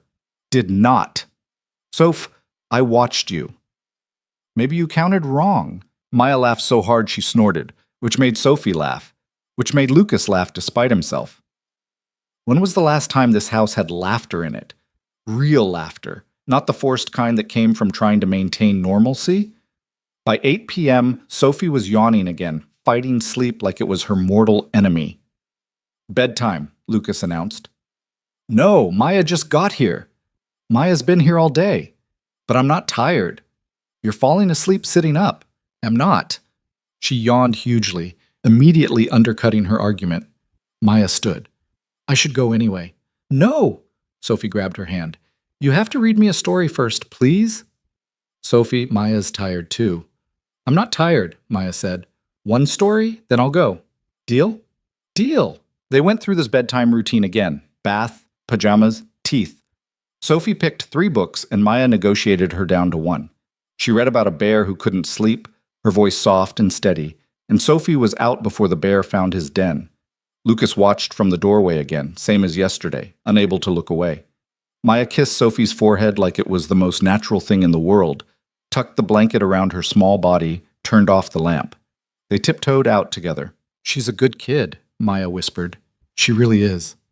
Downstairs, they stood in the foyer again, same position as the night before. Maya should leave. Lucas should let her. Neither of them moved. Thank you for today, Lucas said. You keep thanking me. I should be thanking you. For what? For letting me be part of this. Part of something normal and good. It doesn't feel normal. No, but it feels right. Lucas didn't know what to say to that. Didn't know how to articulate what he was feeling, the mix of guilt and hope and fear and something that might be happiness if he let himself believe in it. Maya reached for the door and Lucas caught her hand without thinking. Wait. She turned back. What? I want to help you, with the job search, I mean. I know people. I could make some calls. Lucas, I can't ask you to. You're not asking. I'm offering. Why? Because you deserve a chance. And because the system is rigged against people like you and I'm tired of watching good people struggle when I have the resources to help. Maya's eyes were bright again. That's not how the world works. It could be. You can't save everyone. I'm not trying to save everyone, just you. The words hung between them, heavier than he'd meant them to be. Maya's hand was still in his, warm and real, and Lucas realized he didn't want to let go. Okay, she said finally. Okay, yes. If you want to make calls, make calls. I won't say no to help anymore. Good. But I'm not a charity case. I'll earn whatever opportunity you give me. I know you will. She squeezed his hand once, then let go and stepped back. I really should go now. Yeah. Same time tomorrow? Lucas smiled. Sophie would never forgive me if I said no. What about you? Would you forgive yourself? Probably not. Then it's settled. Tomorrow. After she left, Lucas stood in the empty house, staring at his hand where hers had been, trying to remember the last time he'd voluntarily touched another person, trying to remember when the weight on his chest had gotten lighter. He checked on Sophie, still asleep, still perfect, then went to his office and actually looked at his email for the first time in days. 847 unread messages, reports, questions, decisions that needed to be made. He started working and didn't stop until 2 a.m., catching up on everything he'd ignored, putting out fires, making decisions. But the whole time, part of his brain was somewhere else, thinking about dinosaurs and chocolate shakes and the way Maya looked at Sophie like she was precious, thinking about tomorrow. The next day became a pattern. Maya came over in the morning. They did something with Sophie, playground, zoo, library, anywhere his daughter wanted to go. They ate meals together, laughed together, existed in a space that felt separate from the grief and the loneliness and the crushing weight of single parenthood. Marcus called every day. Lucas answered maybe half the time. You're scaring me, Marcus said on day 5. This isn't like you. Maybe that's good. Is it? I don't know, but I'm not stopping to find out. On day 7, Maya showed up with news. I got a job. Sophie cheered. Lucas felt something twist in his chest. Happiness for her. Fear that everything would change. That's great. Where? Marketing agency downtown, entry level, but it's a real job, benefits and everything. I start Monday. How'd you get it? One of the people you called put in a word. They brought me in, I interviewed, and they hired me on the spot. She looked at him carefully. Thank you for making that call. You got yourself hired. I just opened the door. Still. Thank you. Sophie tugged on Maya's sleeve. Does this mean you can't come over anymore? It means I'll be working during the day. But I can still come over after work if your dad's okay with it. I'm okay with it, Lucas said quickly. Too quickly. Both of them noticed. Maya smiled. Good. That night, after Sophie was asleep, they sat in the living room with wine Lucas had been saving for an occasion he couldn't remember. Maya curled into the corner of the couch, shoes off, looking more relaxed than he'd ever seen her. Can I ask you something? She said. Go ahead. What are we doing? Drinking wine? Lucas, he sighed. I don't know. I don't want to label it or define it or put expectations on it. I just know that when you're here, everything feels less impossible. Is that enough? For now, yeah, it's enough. They talked until midnight about nothing and everything. She told him about growing up poor, about her brother, about the boyfriend who'd stolen everything and left. He told her about building his company, about Emma's illness, about the guilt of being relieved when she finally died because at least the suffering was over. That doesn't make you a bad person, Maya said. Doesn't make me a good one either. You're human. That's all any of us are. When she finally left, Lucas walked her to her car. She turned before getting in. Lucas? Yeah? I'm falling for you. Just thought you should know. His heart stuttered. Maya, you don't have to say it back. I just wanted to be honest. That's what we do, right? We're honest with each other. Yeah, that's what we do. Good night, Lucas. Good night. He watched her drive away, her taillights disappearing around the corner, and let himself admit what he'd been avoiding for days. He was falling too. The realization should have terrified him. Maybe it did, a little. But mostly, it just felt like breathing after being underwater for 6 months. Like maybe drowning wasn't inevitable after all. Inside, he found Mrs. Chen in the kitchen making tea. You're up late, he said. Couldn't sleep. You? Just walked Maya out. She's good for you. Everyone keeps saying that. Because it's true. You're different when she's around. Lighter. Is that okay? To be lighter? Emma's only been gone 6 months. Mrs. Chen poured 2 cups of tea, handed him one. Emma's been gone 6 months. You've been grieving longer than that. From the diagnosis, from watching her suffer. You've earned the right to be happy again. What if I'm not ready? What if you are, and you're just scared? Lucas didn't have an answer for that. Mrs. Chen patted his hand and left him with his tea and his thoughts. He sat in the quiet kitchen, in the house Emma had made a home, and let himself imagine what might come next. Not replacing Emma, he'd never do that, but maybe adding something new, something that helped the hurt heal instead of ignoring it. Maybe that was allowed. Maybe he deserved it. Maybe they both did. His phone buzzed. Maya. I meant what I said. No pressure, just honesty. I know. And Maya? Yeah? I'm falling too. The 3 dots appeared, disappeared, appeared again. Yeah? Yeah. What do we do about it? I don't know. Figure it out together? That works for me. Good night, Maya. Good night, Lucas. Sleep well. He did sleep well for the first time in months without nightmares or waking at 3 a.m. in a panic. Slept straight through until Sophie jumped on his bed at dawn demanding pancakes and asking when Maya was coming over. She has to work now, remember? But after work? Maybe. We'll see. That means yes, right? That means maybe. In dad language, maybe means yes. She wasn't wrong. Maya came over that evening still wearing her work clothes, actual professional clothes she'd bought with her first paycheck advance.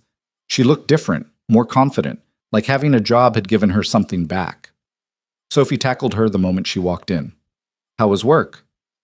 Good. I learned how to use all these computer programs and met my team and didn't mess anything up.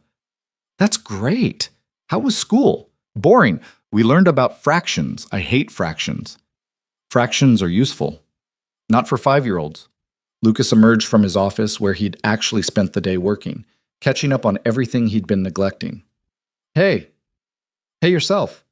They smiled at each other like idiots while Sophie rolled her eyes with the world weariness only small children could master. You guys are being weird again. How are we being weird? Lucas asked. You're making faces at each other. We're just smiling. Weird smiling. Maya laughed and scooped Sophie up. Come on, weirdo, let's make dinner. They cooked together. Actual cooking this time, not ordering in. Maya taught Sophie how to make stir-fry while Lucas attempted to help and mostly just got in the way. The kitchen filled with smoke when the oil got too hot, and they had to open windows and wave dish towels at the smoke detector, all three of them laughing like maniacs. The food turned out decent despite the chaos.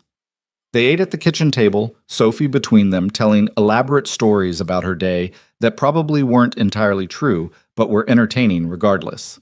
After dinner, Sophie wanted to show Maya a dance she'd learned in PE class. She performed it with complete seriousness, Lucas and Maya trying not to laugh at her dramatic interpretations of simple movements. That was beautiful, Maya said when Sophie finished with a flourish. I know. I'm a great dancer. Very humble, too. What's humble? It means you're modest about your talents. Sophie considered this. I'm not humble. I'm awesome. Fair enough. Bedtime came too soon. Sophie dragged it out as long as possible, demanding 2 stories instead of 1, needing water, needing another blanket, needing to tell them both one more very important thing about dinosaurs. Finally, she fell asleep mid-sentence, and Lucas and Maya tiptoed out. Downstairs, they didn't stand in the foyer this time.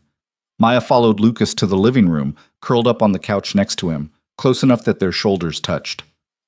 This is nice, she said. Which part? All of it.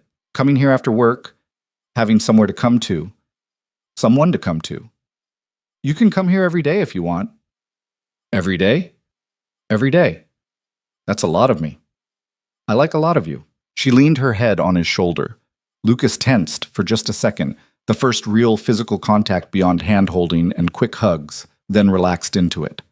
They sat like that in comfortable silence, the TV on low, neither of them really watching it. After a while, Maya spoke. My lease on the apartment ends in 6 months. So? So what happens then? We can extend it or find you something else. Whatever you need. That's not what I'm asking. Lucas knew what she was asking. Where was this going? What were they building? How did they go from strangers to this in less than 2 weeks? I don't know what happens then, he admitted. But I know I don't want you to leave. I don't want to leave either. So we'll figure it out when we get there. That's not much of a plan. Since when do we have a plan for any of this? She laughed softly. Fair point. They stayed like that until Maya started falling asleep, her breathing evening out, her weight heavy against his side. Lucas didn't want to wake her, but knew she needed to go home eventually. Maya, he whispered. You're falling asleep. Sorry. She sat up, rubbing her eyes. I should go. You could stay. The words were out before he could stop them. Maya looked at him, fully awake now. Stay? Guest room, not... I just mean you're tired. It's late. You could stay. Lucas, no expectations. Just sleep. I'll drive you to work in the morning. She studied his face, looking for something. Okay, yeah, I'll stay. He showed her to the guest room, gave her one of Emma's old shirts to sleep in, felt guilty about it for half a second before Maya's smile made the guilt dissolve. She looked at the shirt, soft and worn, and put it on without commenting. Bathroom's across the hall, Lucas said awkwardly. Towels in the cabinet if you want to shower. There's... Lucas? Yeah? Stop being nervous, it's just sleeping. Right, just sleeping. Good night. Good night, Maya. He went to his own room, lay in bed staring at the ceiling, hyper-aware that Maya was across the hall. That this was the first woman besides Emma who'd slept in this house. That Sophie would find her in the morning and have questions he didn't know how to answer. That he was okay with all of it. Somewhere around 2 a.m., he finally fell asleep. Woke to sunlight and the smell of coffee and voices in the kitchen. He stumbled downstairs to find Maya making breakfast while Sophie sat on the counter chattering away. Maya stayed over, Sophie announced when she saw him. I can see that. She's making French toast. Real French toast, not the frozen kind. I see that too. Maya glanced at him, a question in her eyes. He nodded slightly. She smiled. They ate breakfast together, the three of them, and it felt so normal that Lucas had to remind himself it hadn't even been 2 weeks. That normal didn't happen this fast. That he should be more careful, more cautious, more protective of his heart and his daughter's heart. But sitting there with syrup on his fingers and Sophie's laughter filling the kitchen and Maya smiling at him over coffee, careful felt like the wrong choice. So he chose this instead. Maya started staying over 3 nights a week, then 4, then Lucas stopped counting because it felt too much like keeping score of something that didn't need measuring. She kept clothes in the guest room, toiletries in the bathroom, her coffee mug in the cabinet next to his. Small invasions that felt like coming home. Sophie adjusted faster than either of them expected. She'd wake up, pad downstairs, and if Maya was there, she'd climb into her lap without question. If Maya wasn't there, she'd ask when she was coming back. Never why, never how come, just when. Kids are adaptable, Mrs. Chen said one morning, watching Sophie and Maya make pancakes together. They know what's good for them even when adults are too stubborn to see it. I'm not stubborn, Lucas protested. You spent 6 months refusing to be happy. That's the definition of stubborn. She wasn't wrong. Lucas had built walls so high after Emma died that he'd forgotten what it felt like to want to climb over them. Maya hadn't climbed. She'd just stood on the other side being herself until the walls didn't seem necessary anymore. But it wasn't all smooth. 3 weeks in, Sophie had her first real meltdown. It started over nothing. Maya had rearranged the bookshelf in the living room, organizing by color instead of the random system Emma had used. Sophie came home from school, saw it, and lost her mind. You changed it! You changed Mommy's books! Sophie, I was just trying to make it look nice. It was already nice. It was how Mommy liked it. I didn't know, sweetie. I'm sorry. But sorry wasn't enough. Sophie was screaming now, tears streaming down her face, throwing books on the floor. Put them back. Put them back how they were. Lucas tried to intervene. Soph, calm down. I don't want to calm down. She ruined it. She's ruining everything. Maya's face went pale. She started picking up books, trying to remember how they'd been arranged, but Sophie kept crying, kept throwing them, kept screaming that everything was wrong. Sophie, that's enough. Lucas's voice came out harder than he meant it to. Maya didn't know. It was an accident. I don't care. I want Mommy. I want Mommy back. She ran upstairs, slammed her door so hard the whole house shook. Lucas stood in the wreckage of the living room, books scattered everywhere, and wanted to scream himself. Maya was crying quietly, picking up books with shaking hands. I'm so sorry. I didn't think... It's not your fault. I should have asked. I should have known not to touch her things. Maya, stop. Lucas pulled her hands away from the books, made her look at him. This isn't about the bookshelf. It's about Emma. It was always going to happen eventually. What if she hates me now? She doesn't hate you. She's 5 and she's grieving and she's confused. But she doesn't hate you. Maya wiped her eyes. Should I go? No, stay. We'll fix this together. They left the books on the floor and went upstairs. Sophie's door was locked from the inside, a trick she'd learned from YouTube that Lucas had been meaning to disable but hadn't gotten around to. He knocked. Soph? Can we come in? Go away. We need to talk.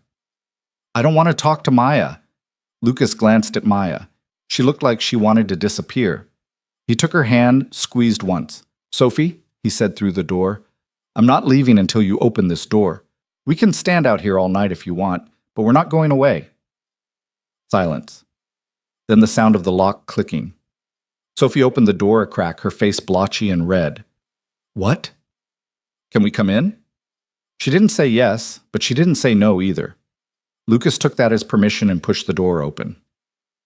Sophie retreated to her bed, hugging her stuffed elephant, the one Emma had given her for her 3rd birthday. Lucas sat on the edge of the bed. Maya hovered in the doorway, uncertain. You want to tell me what that was about? Lucas asked gently. She changed Mommy's books. I know, but it was just the bookshelf, not Mommy. But it was how Mommy liked it. You remember how Mommy had them organized? Sophie hesitated. No, but it was her way. So you're not mad about the actual books. You're mad that something changed. Fresh tears spilled down Sophie's cheeks. Everything keeps changing. Mommy's gone, and now Maya's here, and you're different, and nothing's the same anymore. Lucas's chest tightened. I know, baby. Change is scary. I don't want things to change. I know, but they do anyway. That's how life works. I hate it. Me too, sometimes. Sophie looked at Maya still standing in the doorway. I don't really hate you. I know, Maya said softly. I just miss my mom. Of course you do. You always will. But you're nice too. You make Daddy smile. Your daddy makes me smile too. Sophie wiped her nose on her sleeve. Can you put the books back? I don't remember exactly how they were, Maya admitted, but we could organize them together. You could tell me what feels right. Okay. Sophie slid off the bed, took Maya's hand. But no more changing stuff without asking. Deal, I promise. They went downstairs and spent an hour reorganizing the bookshelf with Sophie, directing where everything went. It ended up looking nothing like it had before Emma died. Better in some ways, worse in others, but it was theirs. A new system they'd built together. After Sophie went to bed, Lucas and Maya sat on the back porch with wine and exhaustion. That was intense, Maya said. Welcome to parenting a grieving kid. Does she do that often? Not like that. But she has moments, usually triggered by something random, a song Emma liked, or someone wearing the same perfume, or apparently bookshelf arrangements. I really am sorry. Stop apologizing. You didn't do anything wrong. Maya was quiet for a long time, staring at her wine glass. What if I can't do this? Do what? This. Be what you both need. I've never been anyone's mother. I barely managed to help raise my brother, and I was terrible at it half the time. You're not Sophie's mother, Lucas said carefully. No one's asking you to be. Then what am I? You're you. That's enough. Is it? Sophie told you that you make me smile. In 5-year-old language, that's basically a declaration of love. Maya smiled despite herself. She's a smart kid. She is, and she likes you. Even when she's throwing books and screaming, she likes you. How do you know? Because she let you fix it. If she really hated you, she'd have stayed in her room. They finished their wine in comfortable silence. The night was cool, stars visible, despite the city lights. Lucas couldn't remember the last time he'd sat outside just to sit outside. Emma used to drag him out here, make him stop working, force him to exist in the moment. Another thing he'd forgotten how to do. Lucas? Maya said eventually. Yeah? Where's this going? He'd been avoiding the question for weeks. I don't know. That's not an answer. It's the only honest one I have. Do you want it to go somewhere? Yes, but I don't know where. I don't know what somewhere looks like. Maya set down her wine glass. I need more than that. I can't keep existing in this limbo where I'm sleeping here half the week, but we haven't defined what we are. What do you want us to be? I don't know either, but I know I need something more concrete than we're figuring it out. Lucas felt panic rising. Are you saying you want to leave? I'm saying I need to know if there's a future here. Because I'm falling in love with you and your daughter, and if this is just temporary, I need to protect myself. It's not temporary. Then what is it? I don't know. The words came out sharper than he meant them. I don't know how to do this, Maya. I don't know how to love someone new when I'm still grieving someone I lost. I don't know how to let you into Sophie's life without feeling like I'm betraying Emma. I don't know any of this. Maya flinched. You think I do?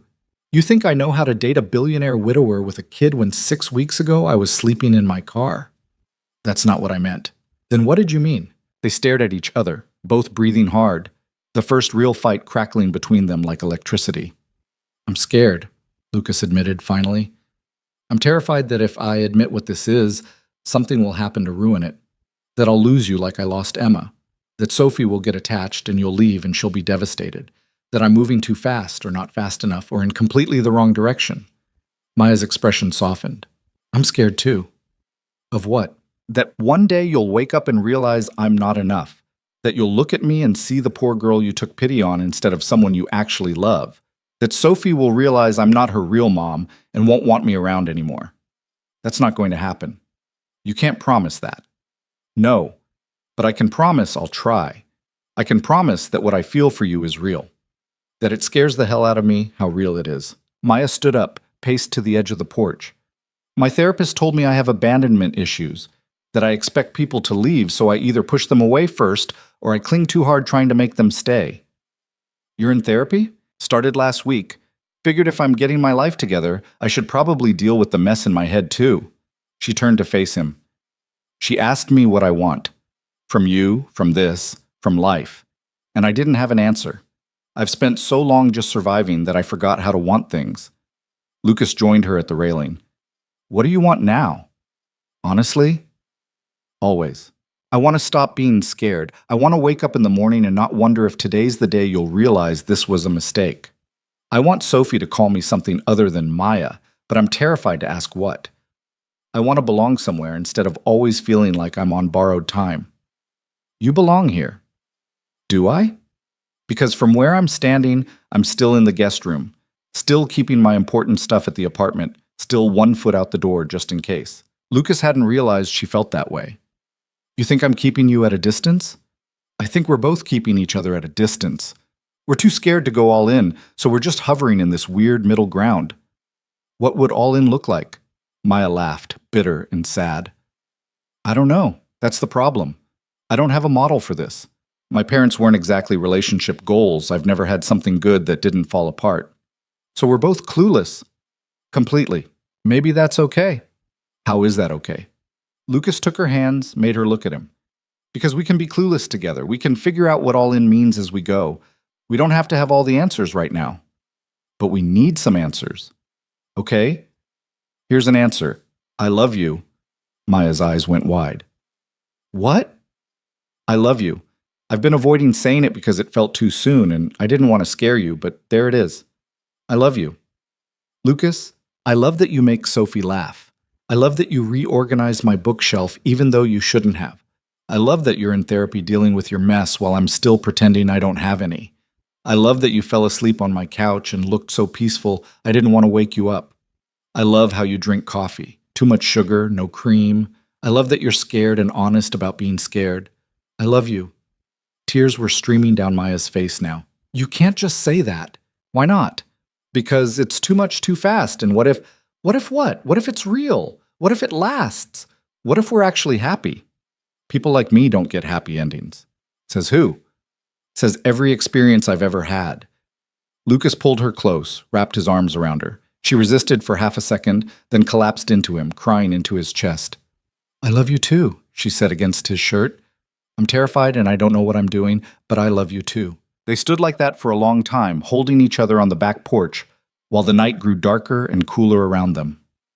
When they finally pulled apart, Maya's face was a mess of tears and mascara, and she'd never looked more beautiful to Lucas. So what now? She asked. Now we stop pretending this is temporary.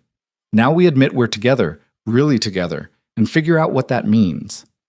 What about Sophie? What about her? Does she get a say in this? She already had a say. She chose you the first day you made cookies together. Maya smiled despite the tears. She's smarter than both of us. Most 5-year-olds are. They went back inside, locked up the house, turned off the lights. At the bottom of the stairs, they paused. Guest room? Or? Maya asked. Lucas hadn't thought that far ahead. They'd been careful about physical boundaries, hadn't pushed past kissing, hadn't talked about what came next. What do you want? He asked. I want to stop sleeping alone. Okay. Just sleeping. Eventually maybe, but Maya, just sleeping is good. They went upstairs together. Lucas gave her another shirt, waited while she changed in the bathroom. When she came back, he was already in bed, and she slid in next to him like it was the most natural thing in the world. She fit perfectly against his side, her head on his chest, her arm draped across his waist. Lucas couldn't remember the last time he'd held someone like this. Emma, obviously. But that felt like another lifetime, another version of himself. This okay? Maya whispered. This is perfect. I'm going to have a lot of baggage to work through. I've got plenty of my own. We're a mess. Yeah, but we're a mess together. She laughed softly. Is that supposed to be romantic? Is it working? Unfortunately, yes. They fell asleep like that, tangled together, and Lucas woke at 3 a.m. in a panic because for a second he forgot who was next to him. Then Maya mumbled something in her sleep and burrowed closer, and the panic faded. This was different from Emma. would always be different. But different didn't mean wrong. Morning came too early. Sophie appeared in the doorway, saw Maya in Lucas's bed, and didn't even blink. Is Maya staying here now? Would that be okay with you? Lucas asked. Sophie climbed onto the bed, squeezing between them. Can I paint her nails? Mommy used to let me paint hers. Maya opened one eye. What color? Purple. Or pink. Or both. Both sounds good. Really? Really? Sophie cheered and ran off to get her nail polish, leaving Lucas and Maya alone again. She just gave you permission, Maya said. For what? To be part of this. She wouldn't offer to paint your nails if she wanted you gone. It's nail polish, not a binding contract. To a 5-year-old, it's basically the same thing. Sophie returned with an entire basket of nail polish, at least 20 bottles, all various shades of pink and purple. She spent the next hour painting Maya's nails while narrating the process like a YouTube tutorial, stopping frequently to fix mistakes and add glitter. Lucas watched from the doorway with coffee, his heart doing something complicated in his chest. This was his life now. This weird, unexpected, wonderful life. The weeks that followed were an adjustment. Maya officially moved out of the apartment and into Lucas's house. Though they kept the apartment just in case, she brought her meager possessions, still only 6 boxes and 2 garbage bags, and they found places for everything. Her books on the shelf, her clothes in the closet, her coffee mug in the cabinet. Small invasions that became permanents. Sophie started calling Maya by her first name still, but sometimes it came out like my Maya instead of just Maya. Progress, Lucas thought.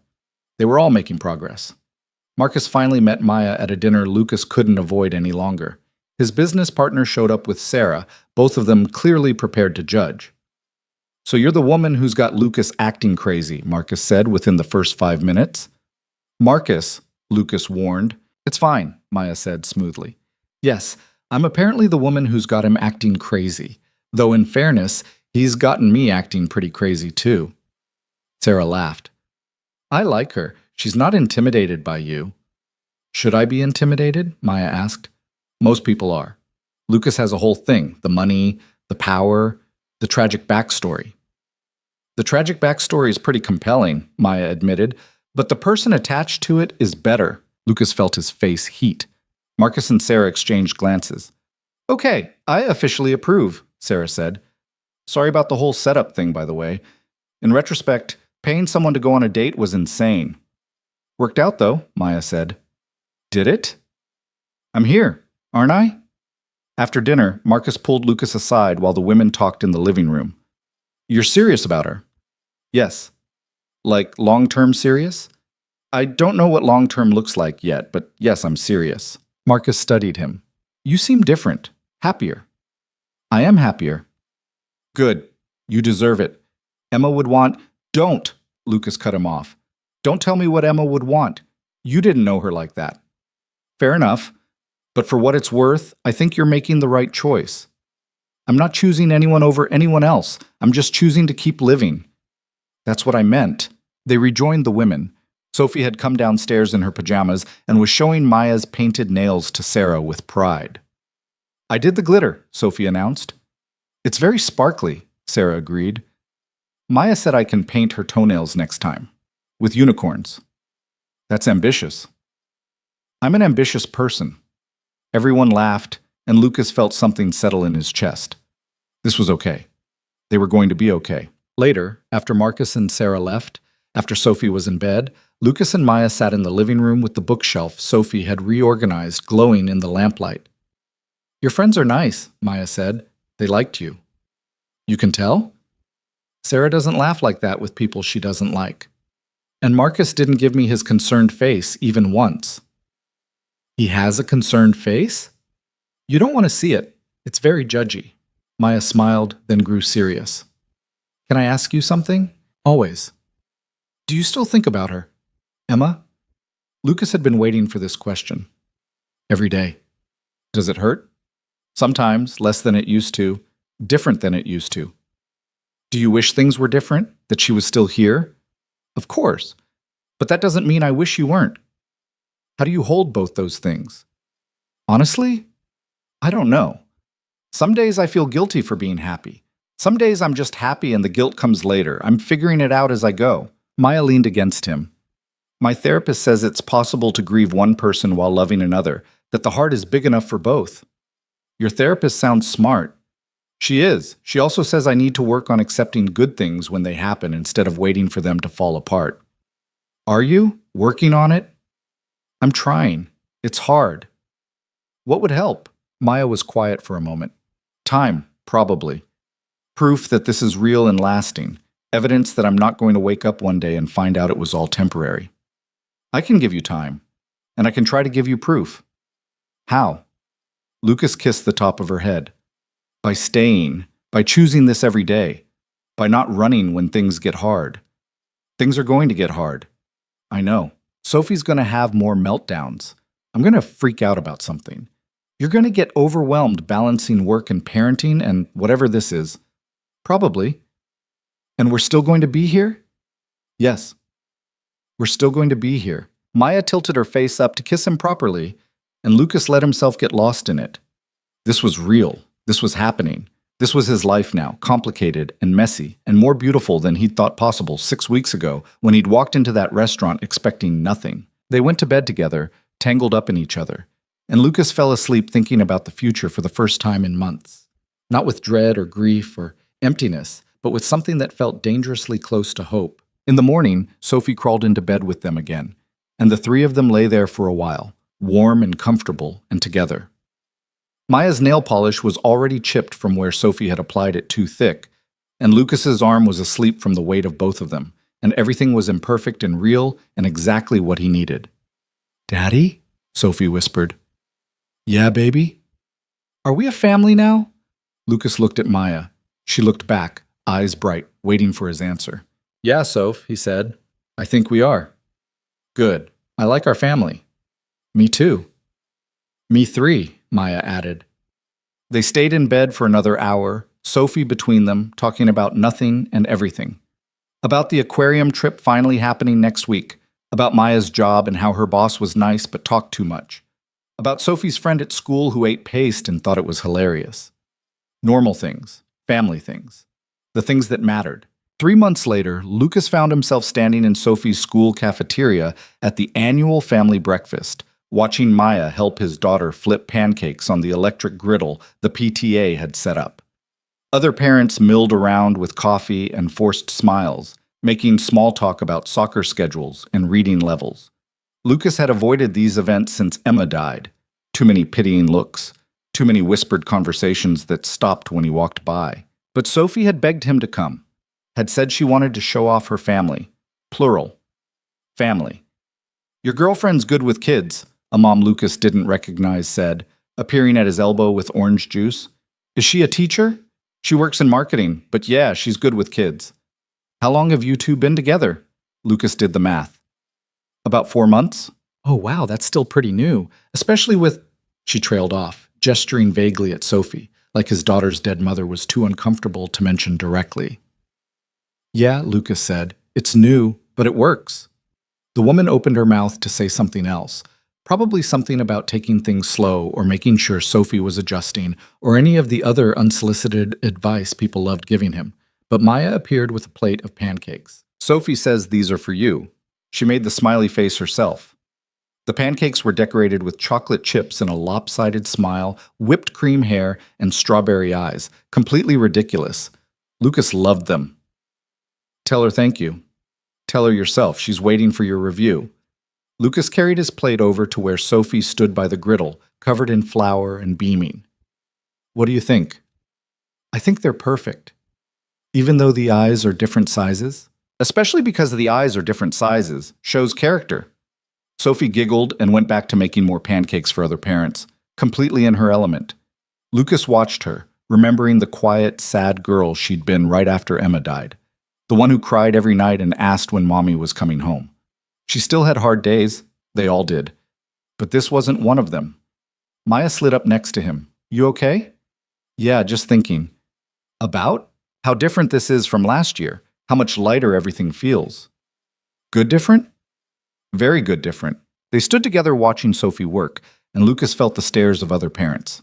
Some curious, some judgmental, Some probably making up stories about the widowed billionaire and his new girlfriend who'd appeared out of nowhere.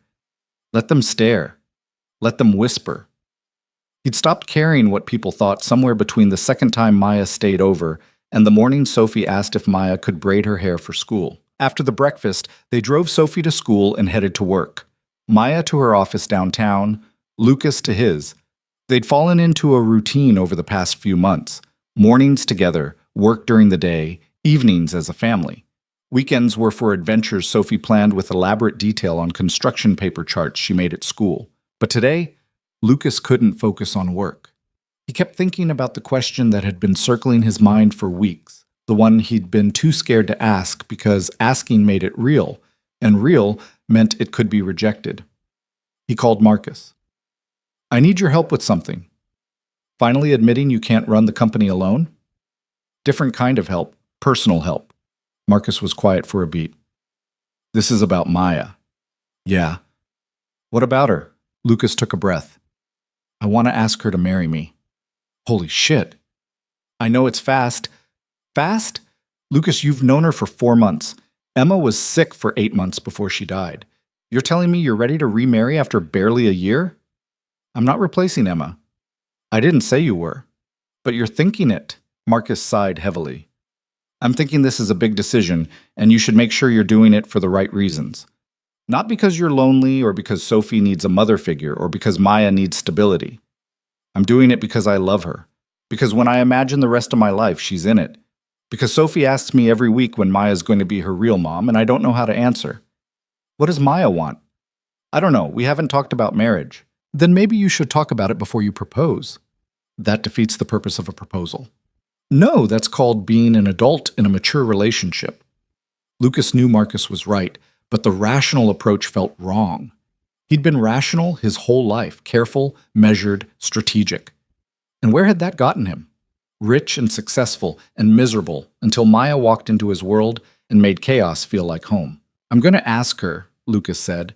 "I just wanted to tell you first, in case it goes badly and I need someone to talk me off a ledge." "It's not going to go badly." "How do you know?" "Because I've seen the way she looks at you, like you hung the moon, and also like she might kill you if you leave the toilet seat up. That's love, man." After he hung up, Lucas spent the rest of the day distracted, mentally planning how to propose. Not at a fancy restaurant, that's where they'd met, and it felt too circular. Not somewhere public where she'd feel pressured to say yes. Somewhere private, somewhere meaningful. He was still thinking about it when he picked up Sophie from school. She climbed into the car chattering about her day, about the book they'd read and the drawing she'd made and how her friend Emma, different Emma, not mommy Emma, had shared her fruit snacks. "Daddy, you're not listening." "Sorry, Soph, what?" I said, "When are you going to marry Maya?" Lucas nearly drove through a red light. "What? When are you going to marry her? Kids at school keep asking if she's my stepmom, and I don't know what to say." "What do you want to say?" Sophie thought about this seriously. "I want to say yes, but she's not my stepmom unless you marry her, right? That's how it works?"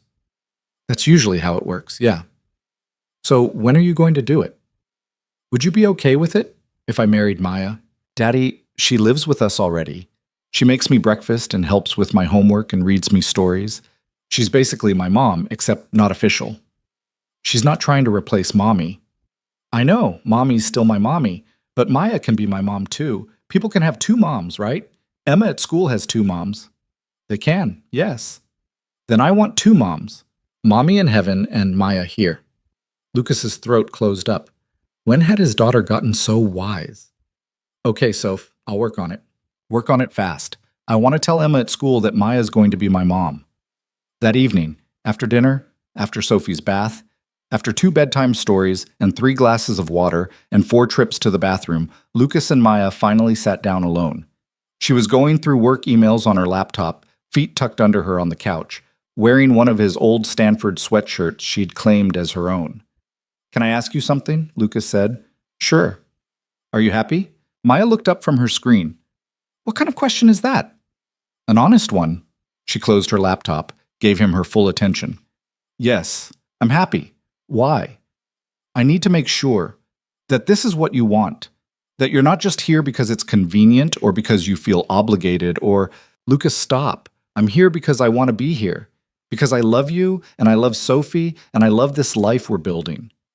Yes, it's insane that it happened so fast. Yes, I still have moments where I can't believe this is real. But I'm happy. Genuinely, surprisingly happy. Even with all the complications, Sophie's grief, my work schedule, the judgment from other people. Even with all of that, none of it scares me as much as the idea of losing this. Lucas took a breath. This wasn't how he'd planned to do this. No ring, no romantic setup, just the two of them on the couch in their pajamas. But maybe that was more honest than anything he could have staged. Marry me. Maya froze. What? Marry me. I know it's fast, and I know we probably should talk about it more and plan it properly, but I don't want to wait. I want you to be Sophie's mom officially. I want you to be my wife. I want to stop calling this temporary or new or whatever we've been calling it. I just want you. Lucas, you don't have to answer right now. Think about it. Take all the time you need. I just needed to ask. Needed you to know that this isn't just dating or living together or figuring things out. This is it for me. You're it for me. Maya was crying, which could mean anything. Lucas waited, heart pounding, while she wiped her eyes and tried to speak and failed and tried again. You don't have a ring, she finally managed. I know. I wasn't planning to ask tonight, it just came out. That's very you, emotionally repressed for months and then suddenly proposing on the couch. Is that a yes? I didn't say that. Is it a no? Maya laughed through her tears. It's a, let me finish processing that you just proposed in your pajamas. Take your time. Did you ask Sophie? She's been asking me when I'm going to marry you. Apparently the kids at school want to know if you're her stepmom. What did you tell her? That I was working on it. Maya shook her head, still crying, still laughing. You're insane. This whole situation is insane. That's still not a yes or a no. Yes. Lucas blinked. Yes? Yes, I'll marry you. On one condition. What? We do this right. We don't rush into a wedding just because we're excited. We make sure Sophie's okay with all of it. We tell your family, my family, everyone who matters. We do this properly. How long is properly? I don't know, 6 months, a year? However long it takes to make sure we're really ready. I'm ready now. You're always ready now. That's your problem. You make billion-dollar decisions in 5 minutes and then spend months overthinking what to have for breakfast. That's fair. Maya crawled across the couch and kissed him, messy and emotional and perfect. I love you, I'm going to marry you, but we're doing this right. Whatever you want. I want Sophie to be okay. I want your family to accept me. I want to feel like I earned this instead of just lucked into it. You earned it by being you. Then you earned it by being you too. We earned each other. They sat there for a long time, holding each other, letting the reality sink in. Lucas was getting married again. Sophie was getting a mother. Maya was getting a family. Everything was changing, and for once, change felt right. Sophie found out the next morning by eavesdropping on their conversation in the kitchen, then proceeded to scream so loud, Mrs. Chen came running from the guest house thinking someone was hurt. Maya's going to be my mom, Sophie announced to everyone within earshot. We haven't told her that yet, Lucas started. But she is. You proposed. That makes her my mom. Maya crouched down to Sophie's level. Is that okay with you? That I'm going to be your mom? Are you kidding? I've been waiting forever. Can I call you mom now? If you want to. You can also keep calling me Maya, whatever feels right. Sophie thought about it for exactly 2 seconds. I'm going to try both, see which one works. She ran off to call her grandmother and tell her the news before Lucas could stop her. Within an hour, his phone was blowing up with texts from family members he barely talked to, all suddenly very interested in his life. Marcus called. You actually did it. I actually did it. Without a ring? I'll get a ring. I was improvising. How'd she take it? She said yes, after calling me insane. Sounds about right. Congratulations, man. I'm happy for you. Thanks. Emma would be happy too, you know. She'd want this for you. Lucas had been waiting for the grief to hit, for the guilt of moving on to overwhelm him. But it didn't come. Just a gentle sadness that Emma wasn't here to see Sophie so happy, tempered by the knowledge that he'd loved her completely, and now he got to love someone else completely too. The heart was big enough for both. Over the next few weeks, they told everyone who mattered. Maya's brother flew in from Seattle, met Lucas and Sophie, gave his awkward blessing. Lucas's mother came to visit, spent an entire weekend subtly interrogating Maya before finally admitting she approved. The board of directors found out through the business press and sent congratulations that felt more like concern about his focus, which Lucas ignored. They set a date for the following spring, giving themselves almost a year to plan, to adjust, to make sure this was right. Sophie appointed herself wedding planner and made elaborate plans involving 12 flower girls, a horse-drawn carriage, and a cake as tall as the house. "We'll see what we can do," Maya said diplomatically. "You're going to crush her dreams," Lucas warned. "I'm going to manage her expectations. There's a difference." They started planning together, guest lists and venues and all the details Lucas had thought he'd never deal with again. Maya insisted on keeping it small and simple, which suited Lucas fine. This wasn't about impressing anyone. It was about making official what already felt true. But nothing prepared them for the hard conversations that came with blending a family. One night, about 2 months before the wedding, Sophie had another breakdown. This time it started at dinner when Lucas mentioned something Emma used to cook. "I don't remember what Mommy's food tasted like," Sophie said quietly. "That's okay, baby. You were pretty young. But I should remember. I should remember everything about her." "Nobody remembers everything," Maya said gently. "You didn't know her. You don't get to say what I should remember." She threw her fork down and ran upstairs, and Lucas felt the familiar frustration of grief catching them off guard. Maya looked stricken. "I shouldn't have said anything." "She's not mad at you. She's mad at forgetting." "Should I go talk to her?" "Give her a few minutes." But when they went upstairs 15 minutes later, Sophie's door was locked again, and she was crying inside. "Soph, can we come in? I want Mommy." "I know, baby. But Mommy's not here. It's just me and Maya." "I don't want Maya. I want my real mom." Lucas felt Maya flinch beside him. "Sophie, that's not fair." "I don't care. She's not my mom. She's just pretending." Maya's face went pale. She turned and walked away, and Lucas heard the guest bathroom door close. He stood in the hallway, torn between his daughter melting down and his fiancée falling apart. "Sophie," he said through the door, "I need you to open up right now." "No, I'm not asking. Open the door." Something in his tone must have registered because the lock clicked. Sophie sat on her bed, face red and blotchy, clutching the elephant Emma had given her. Lucas sat next to her. "What you said to Maya was cruel." "I don't care. What?" "Yes, you do. You love Maya. You're just scared." "I'm not scared." "Then what are you?" Sophie's face crumpled. "I don't want to forget Mommy, but if I call Maya Mom, then Mommy won't be special anymore." "Is that what you think? That having Maya means losing Mommy?" "Doesn't it?" Lucas pulled his daughter close. "No, Soph. It doesn't. You can love Maya and still love Mommy. You can call Maya Mom, and it doesn't make Mommy any less your mother. Love doesn't work like that. It doesn't run out." "How do you know?" "Because I loved Mommy with everything I had, and now I love Maya with everything I have. And I still love Mommy too. Different maybe, but still real." Sophie was quiet against his chest. "I don't want Maya to leave." "She's not going to leave." "But what if she does? What if I hurt her feelings too many times and she decides she doesn't want to be my mom anymore?" "That's not how Maya works. She chose us, Soph. Chose you. People who choose you don't leave just because things get hard." "Mommy left. Mommy died. That's different. She didn't choose to leave you. She fought really hard to stay." Sophie cried harder, and Lucas just held her, letting her grieve all over again. Grief wasn't linear. It came in waves, sometimes when you least expected it, triggered by the smallest things. After a while, Sophie's crying slowed. "I should apologize to Maya." "Yeah, you should." "Is she mad at me?" "I don't think so, but she's probably hurt." They found Maya in the bathroom, sitting on the floor with her knees pulled to her chest, crying quietly. She looked up when the door opened, tried to wipe her face. "I'm sorry," Sophie said in a small voice. "I didn't mean it. You are my mom. You're just different from Mommy." Maya opened her arms and Sophie climbed into them, and they sat on the bathroom floor together, while Lucas watched from the doorway. "I get scared sometimes too," Maya said softly. "Scared that I'm not good enough, that I'll never measure up to your first mom." "You don't have to measure up. You just have to be you. When did you get so smart?"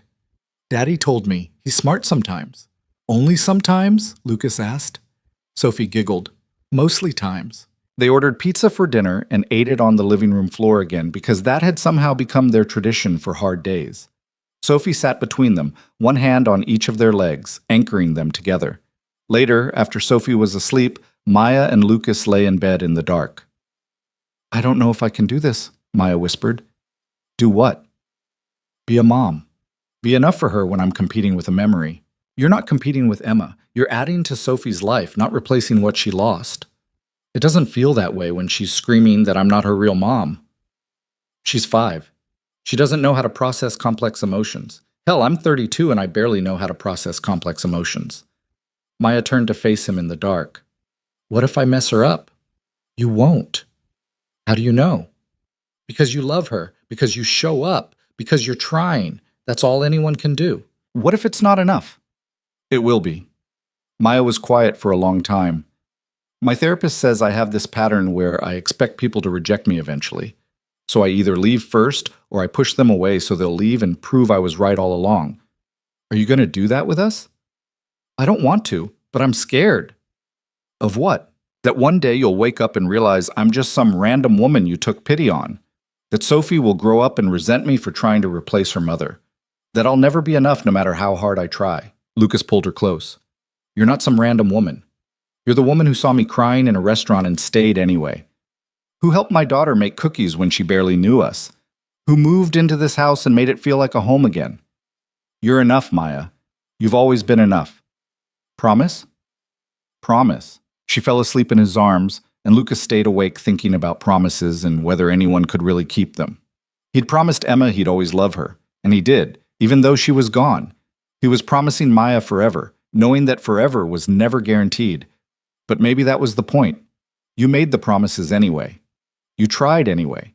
You loved people knowing you might lose them, because the alternative was not loving at all. The months before the wedding passed in a blur of planning and work and normal life. Maya got promoted at her job. Sophie lost her first tooth.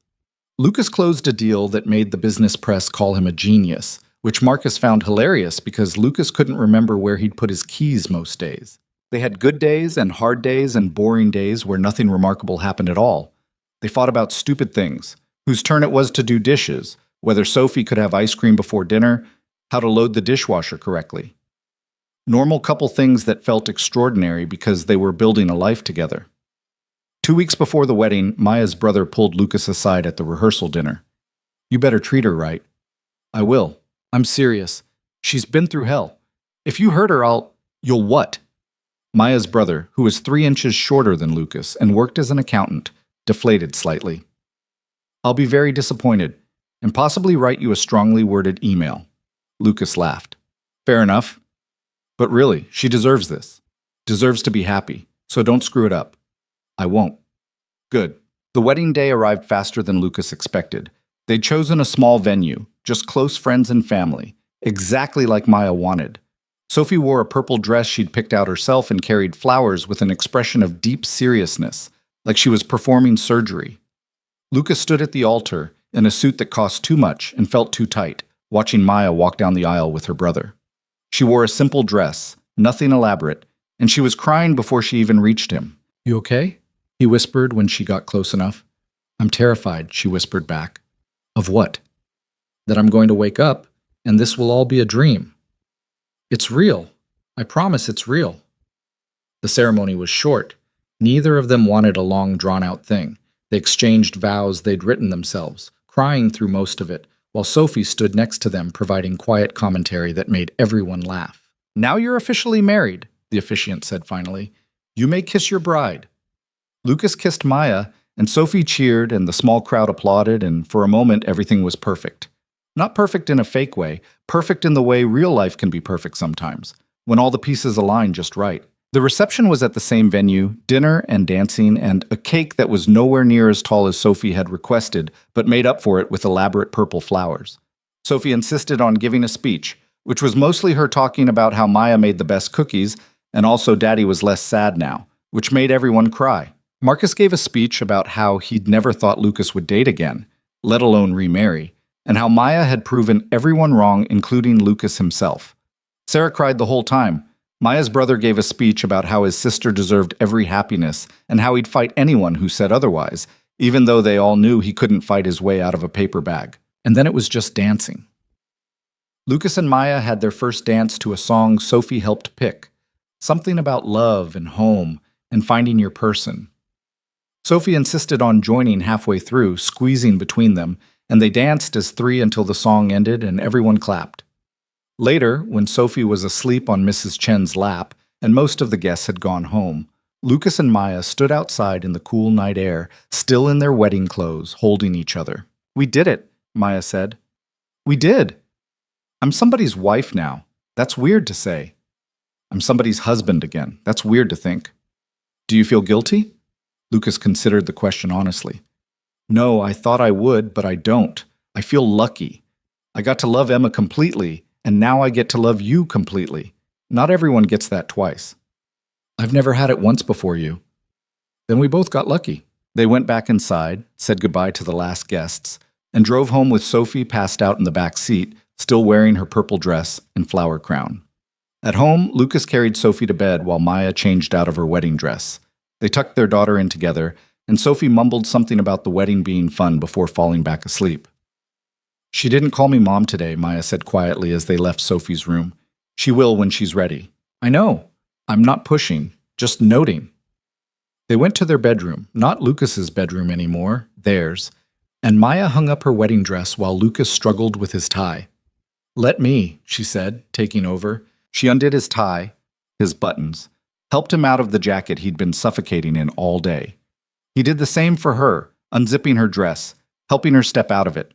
They changed into pajamas without the moment turning sexual, both too tired and too full of emotion for anything except being close. In bed, Maya curled against his side in the position that had become theirs over the past year. "I love you," she said. "I love you too. No, I mean, I really love you. Like scary amounts.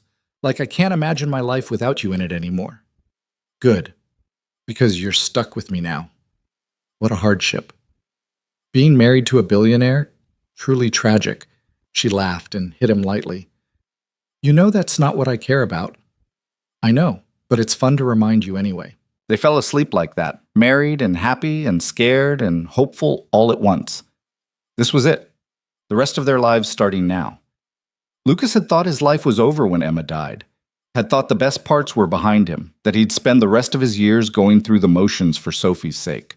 But lying there with Maya, married for approximately 6 hours, he realized the best parts might still be ahead. That life didn't end when someone died.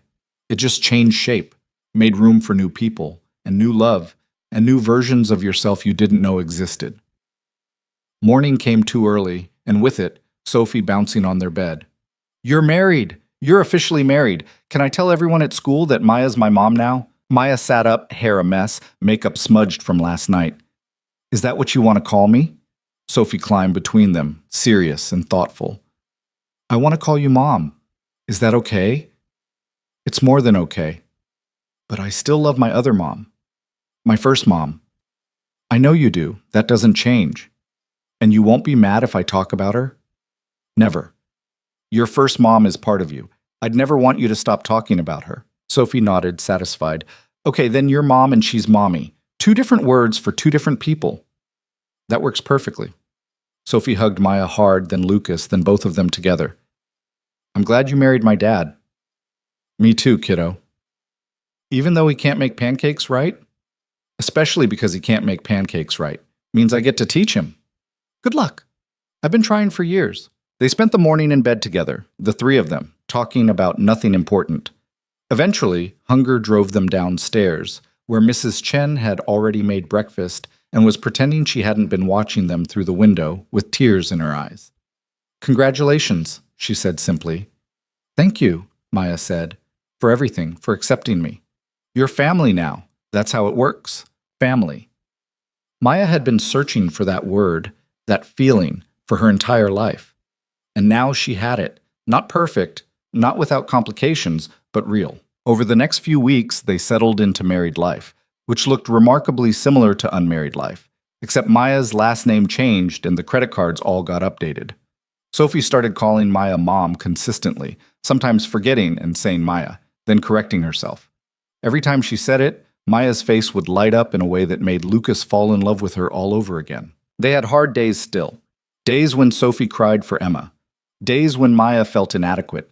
Days when Lucas got overwhelmed balancing work and family and everything in between, but they faced them together now, as a unit, as a family.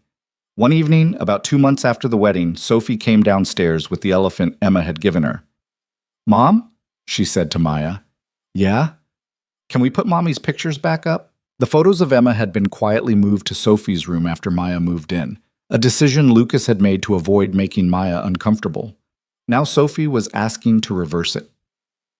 "Of course," Maya said without hesitation. "She's part of this family too." They spent the evening going through boxes of photos Lucas had packed away, picking out the best ones. Emma at their wedding, Emma pregnant with Sophie, Emma holding newborn Sophie in the hospital, Emma on vacations and at holidays and in normal everyday moments. They hung them in the living room alongside newer photos, Maya and Sophie baking cookies. The three of them at the zoo, the wedding photos from 2 months ago. Past and present existing together, no longer in competition. Sophie stood back and studied the wall of photos critically. "It looks good." "Yeah?" Lucas asked. "Yeah, it's everyone who loves me." That's a good way to look at it. That night, after Sophie was asleep, Lucas and Maya sat on the back porch again, in the same spot where Lucas had first said he loved her. "Thank you for today," Lucas said. "For being okay with the photos." "Of course I'm okay with it. Emma's part of Sophie's story, part of your story. I'd never want to erase that. Not everyone would be that understanding." "I'm not everyone." "No, you're definitely not." They sat in comfortable silence, watching the city lights flicker in the distance. Lucas thought about the night he'd walked into that restaurant expecting nothing and found everything instead. Thought about Maya crying over nothing and everything. Thought about how broken they'd both been and how they'd somehow put each other back together. "Can I tell you something?" Maya said eventually. "Always." "That night we met, when you found me crying in the restaurant, I'd already decided I was done. Done trying, done fighting, done with everything." Lucas felt his chest tighten. "What do you mean, done?" "I mean, I'd written a note, left it in my car, was planning to end it after the date because I figured at least I'd have one nice meal first. Maya, Mati, I'm telling you this because I want you to know what you saved me from. Not just poverty or homelessness or whatever. You saved my life by sitting down, by staying, by seeing me when I'd been invisible for so long." Lucas pulled her close, shaking slightly. "I didn't know." "How could you? But I need you to know now. I need you to understand that this isn't just about love or marriage or building a family. This is about you giving me a reason to keep breathing, and then giving me more reasons every single day since. You gave me reasons too, gave me back my daughter, gave me back myself." They held each other as the night grew darker and cooler around them, two people who'd been drowning separately and learned to swim together. "We're going to be okay," Maya whispered. "Yeah, we are." And for the first time in years, Lucas believed it without reservation. Life wasn't perfect, would never be perfect. There would be more hard days, more grief, more complications they couldn't predict, but they'd face it together, him and Maya and Sophie, and whatever came next. Inside, Mrs. Chen was cleaning up the kitchen. The house was warm and bright, filled with photos of past and present, of loss and love, and everything in between. Lucas and Maya stayed outside a while longer, not ready to go in yet, content to exist in this moment. Tomorrow, there would be work and school and normal life. But tonight there was just this, two broken people who'd found each other at their lowest and built something beautiful from the wreckage. "I'm glad you sat down that night," Maya said. "Me too. Even though I was crying and probably looked insane, especially because of that. You were real. I needed real. What a pair we make. The best pair." She laughed, and Lucas memorized the sound, added it to all the other moments he wanted to remember. This was his life now. Not the one he'd planned, not the one he'd expected, but the one he'd found when he stopped hiding from pain and started opening himself to possibility. Eventually, they went inside, checked on Sophie one more time, she'd kicked off her blankets again, and went to bed. Maya fell asleep first, her breathing evening out, her body relaxed against his. Lucas stayed awake a little longer, thinking about everything that had led to this moment. Emma dying, Sophie grieving, him drowning in loss and loneliness, Marcus setting up a blind date, Maya showing up paid to be there, desperate and broken. That first moment of recognition when their eyes met, two people who understood suffering. All of it had been necessary. All of it had led here. Lucas closed his eyes and let himself drift off. Maya's warmth beside him, Sophie safe down the hall, the house full of photos and memories and life. Tomorrow would bring new challenges, but tonight, everything was exactly as it should be, and that was enough. More than enough. It was everything.